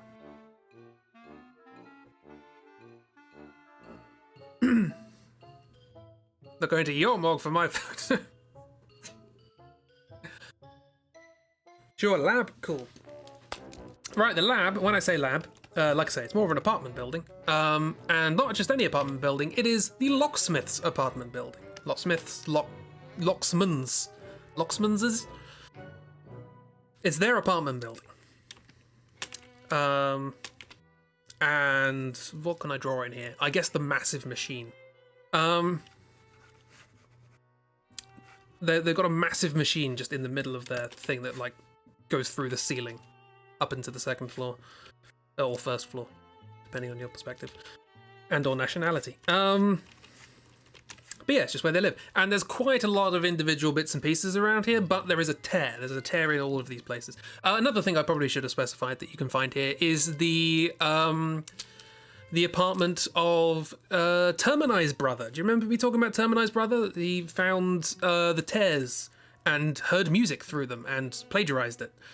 You can find his apartment here, and he's got a bunch of instruments in there, and you can hear, I think, Girls Just Want to Have Fun or something through through one of the tears.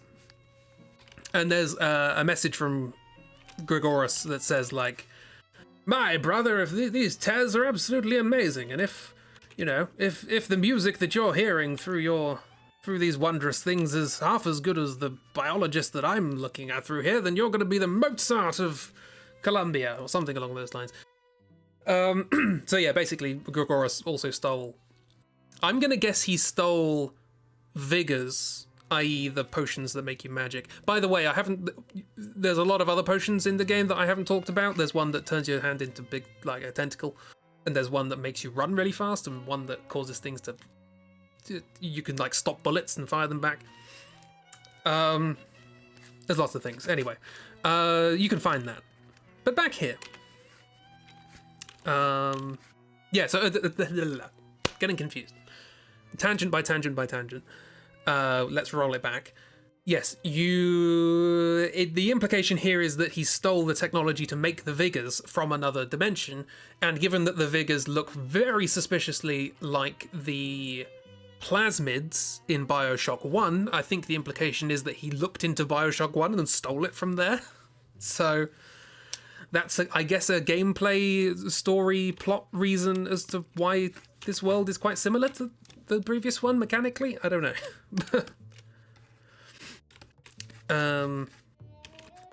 Anyway, yeah, we go into the apartment. We're going to the lab apartment, l'apartment, and we hear a few things. We hear our favourite word, or Automod's favourite word, because we go to the tear and we hear a conversation through it,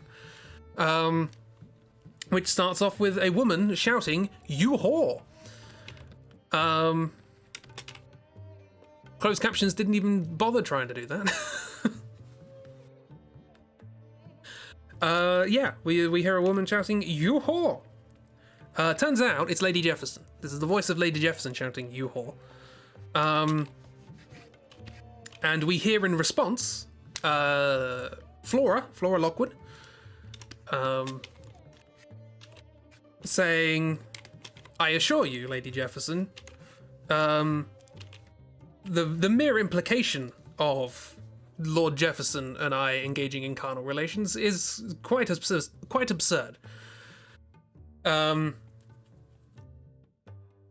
Lady Jefferson's very angry and says, come pick up your bastard child, I don't want her anymore. And yeah, she says something along the lines of, basically, Lady Jefferson is accusing Locksman of engaging in an affair with Lord Jefferson. Because... I mean, it puts pay to the notion that she, do you remember that whole only spending a week in the womb thing? Locksman would have been a better mother. Oh, absolutely. Well, maybe not. She would have got distracted easily, but whatever. Can hardly get worse, yes. So you also find some audio logs around. And basically, Lady Jefferson is, not that she remembers, as far as she's concerned. She thought that the child came from elsewhere, in particular, Locksman. But you find a little note thing, or a voice recording of Jefferson saying, not Jefferson, of Locksman, saying, Lady Jefferson is absolutely convinced that Lord Jefferson and I engaged in some sort of carnal relations to produce the child, but I did try to explain to her that she was just a product of our experiments here, but I think she found that less believable. So it's now we start to get an idea of maybe it's not the mother of the Issa the Locksman is her mum. Then she both has a mum and a cool uncle who might be ghosts. She was forced to look after Jefferson's child. This is medieval standard procedure. You also find some other things. In particular, I think it was in actually the same message that she says, I tried to explain to her that she was the product of the experiment, but she found that less believable. She mentions that Father Jefferson, Lord Jefferson, is, as a consequence of the experiments, or the exposure to the experiments that they've been doing here, is sterile. I told you we'd get round to his balls. So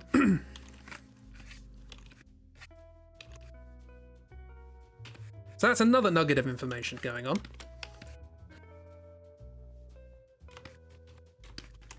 Anyway, it's like this is a big sort of electrical thing. There's lots of buzzing going on. I did say that. Whether you liked it or not, I said it. And I'm pretty sure the answer was you didn't. The balls! God, I hope somebody isn't keeping the transcript of this stream somewhere, because it's just absolute nonsense. It's just lots of big old cables and wires and machines and just like crammed into this tiny little apartment. Well, it's not tiny, it's pretty big, but this apartment space. There's also a couple of interesting things. Does anyone know or care where this child came from? Well, it's a bit questionable, because if Lady Jefferson doesn't remember giving birth and thought it was someone else, and Lord Jefferson is sterile, what the hell's going on?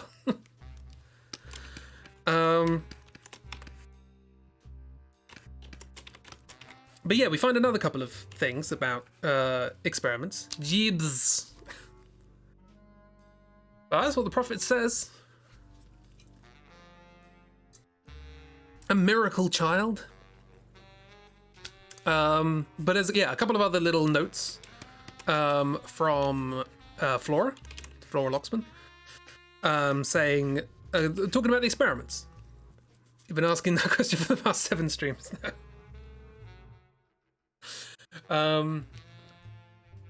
Why did the Jeffersons claim her? We don't know.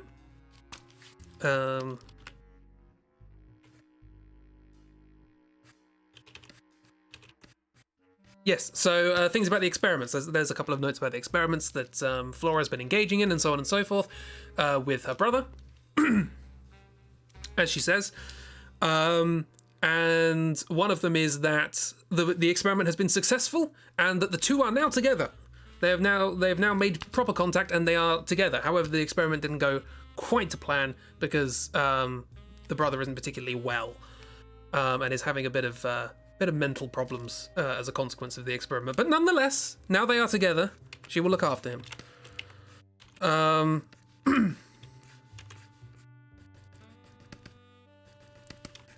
And then there's another one, which starts with, oh, we're dead, but we're not dead. That's a bit strange. We're supposed to be dead, but we aren't. I hypothesize that we are somehow scattered, both through space and time. Don't quite understand it myself, but we're still together. So we're going to work this out.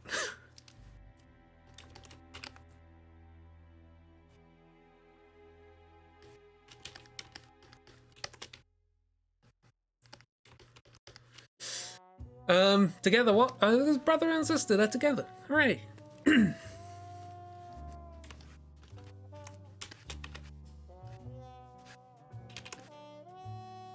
Why were they not together in the first place? That's a good question.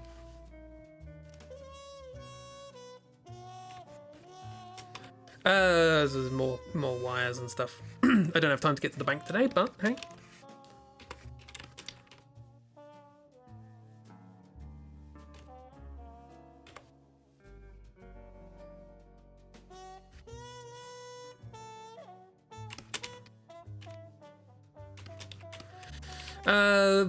Yeah, etc. Who? Which brother? Well, we have seen the two of them are quite similar, and they were both digging a grave that said Locksman, so it's reasonable to assume he's the brother. Is the brother from a different dimension and the mental relapses because he died in this one? Maybe.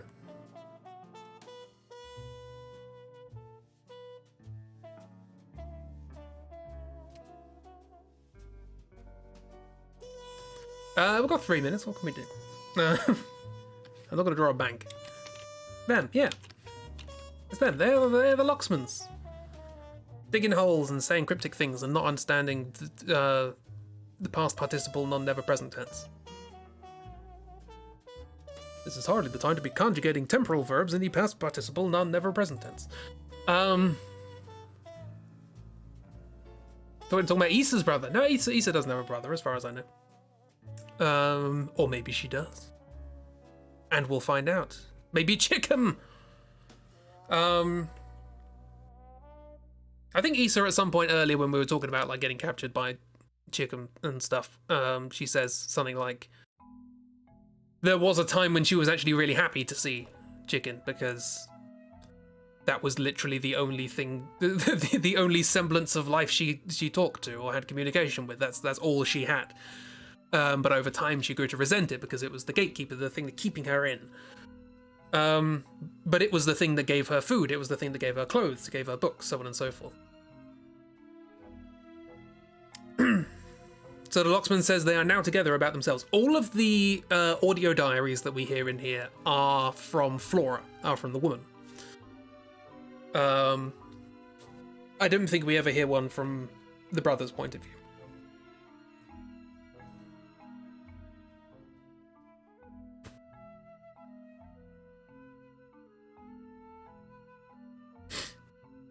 Yeah, the locksman said they are now together about themselves. They were communicating because they're both quantum entangled an atom, and now they worked out, they did some experiments, and now they're together, but it didn't go quite well because the brother's having head problems. And then they died. Probably some stuff happened in between. In fact, definitely some stuff happened in between because we saw a video, just one of those sort of kinematoscopes, I believe they were called, like advertising things and showing things off. And one of them was like the brother and the sister working together. It's like, oh, look at them, they're working together, so on and so forth. So he gained mental faculties eventually. Yeah.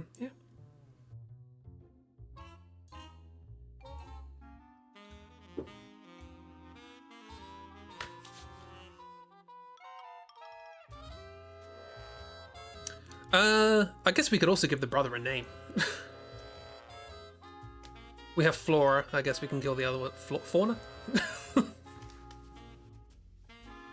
It's an Addams Family reference. Can't remember hearing one from the brother, but also didn't find all of the audio logs. Yeah, I don't know. Somewhere. Yes! Should we call him Fauna? So the experiment wasn't a baby. Apparently, Issa was a product of the experiments that were going on here. Presumably there were multiple versions of an experiment. Or multiple experiments. Who knows? But I can confirm that the brother and the baby are not the same thing. The baby is Issa, and Issa and the brother are not the same person because the brother teleports everywhere, and Issa can just rip holes in the fabric of reality. So they're different, you know? Oh, he has one in the game. Oh, I didn't know that. Or maybe I haven't got to it yet. Who knows? I don't. Otherwise, I would say that I did. These rooms are all empty, by the way. There's nothing actually in here. It's just lots of cables and machines and stuff. This makes no sense.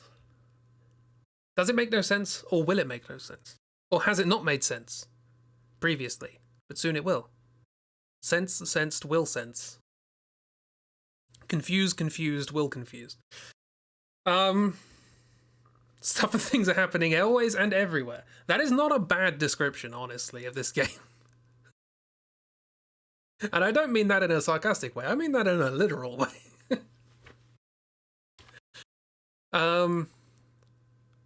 We'll get to that. So, thank you for coming along.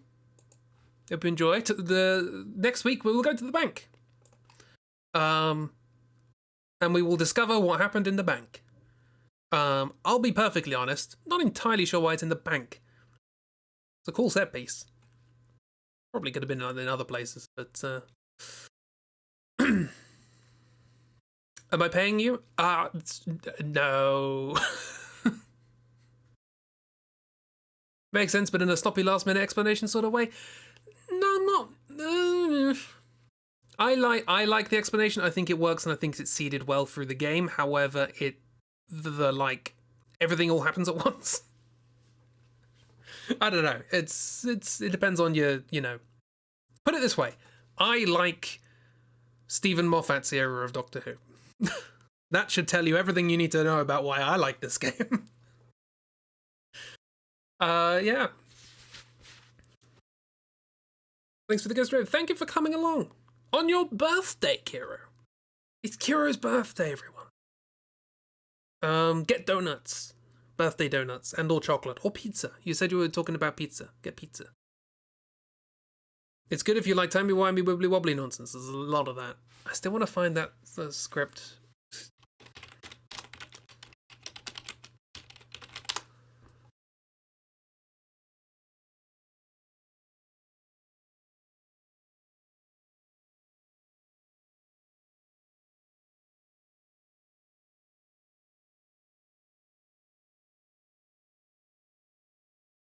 Nah, that's not helpful.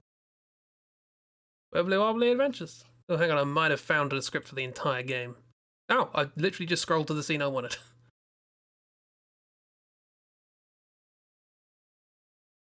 They talk about how... Oh, yeah, they talk about how the city isn't flying because of balloons. It's flying because of quantum particles suspended in the air.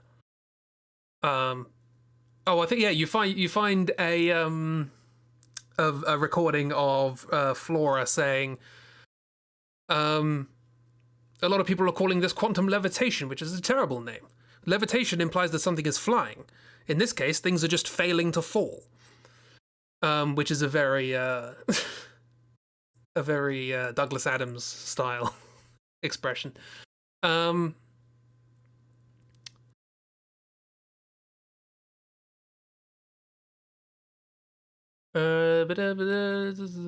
yeah, so the man says... Fauna says, I told you they'd come. Flora responds with, no you didn't. Right, well I was going to tell you that they'd come, but you didn't. But I don't. You sure that's right? I was going to have told you they'd come. No? The subjunctive. That's not the subjunctive. I don't think the syntax has been invented yet. It would have had to have been. No, it would had to have... It would had to have had been. Had to have had been? That can't be right. Oh yeah, this is an interesting one. This is odd, isn't it? What's odd? The fact that we sometimes finish each other's sentences? Exactly. It would be odder if we didn't. Yeah, that's the one that tripped me up. It would had to have had been. English is already bad, don't make it worse. Yeah, there's some good scenes. So yeah, thank you for coming along. Apologies for ending with nonsense, as if there wasn't nonsense all the way through. Do you see how this game suddenly takes a handbrake turn? Like, does any of what we've done in this stream bear any resemblance to any of the rest of the game? It's like all your English homework for when you were 13. But now it's, it's in a game, so it's well written. Genius writing, not nonsense. Probably share a compilation vid of them after the Drawthrough is over. They are the best part of the game, I recommend. There's philosophical nonsense or just the homework of a non-English speaker. It's impossible to tell. It's all a matter of perspective. It would have to have had been. Isn't that weird, a sentence in Danish? Yeah. Again, the grammar has been invented, but in Danish. I wonder if this game has like different voice acting in different languages, and if so, how they deal with that syntax. It'll be interesting. I wouldn't understand it because I only speak English, but yeah. Thank you everyone for coming along. Hope you have a lovely time. You don't think it's so weird in Dutch either? Oh, interesting.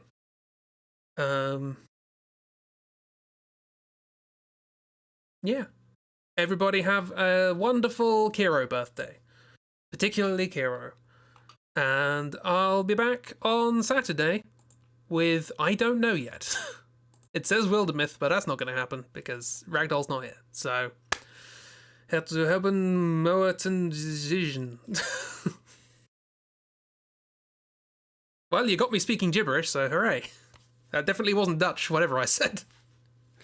I honestly think you said that sentence a couple of times during your life. Hooray.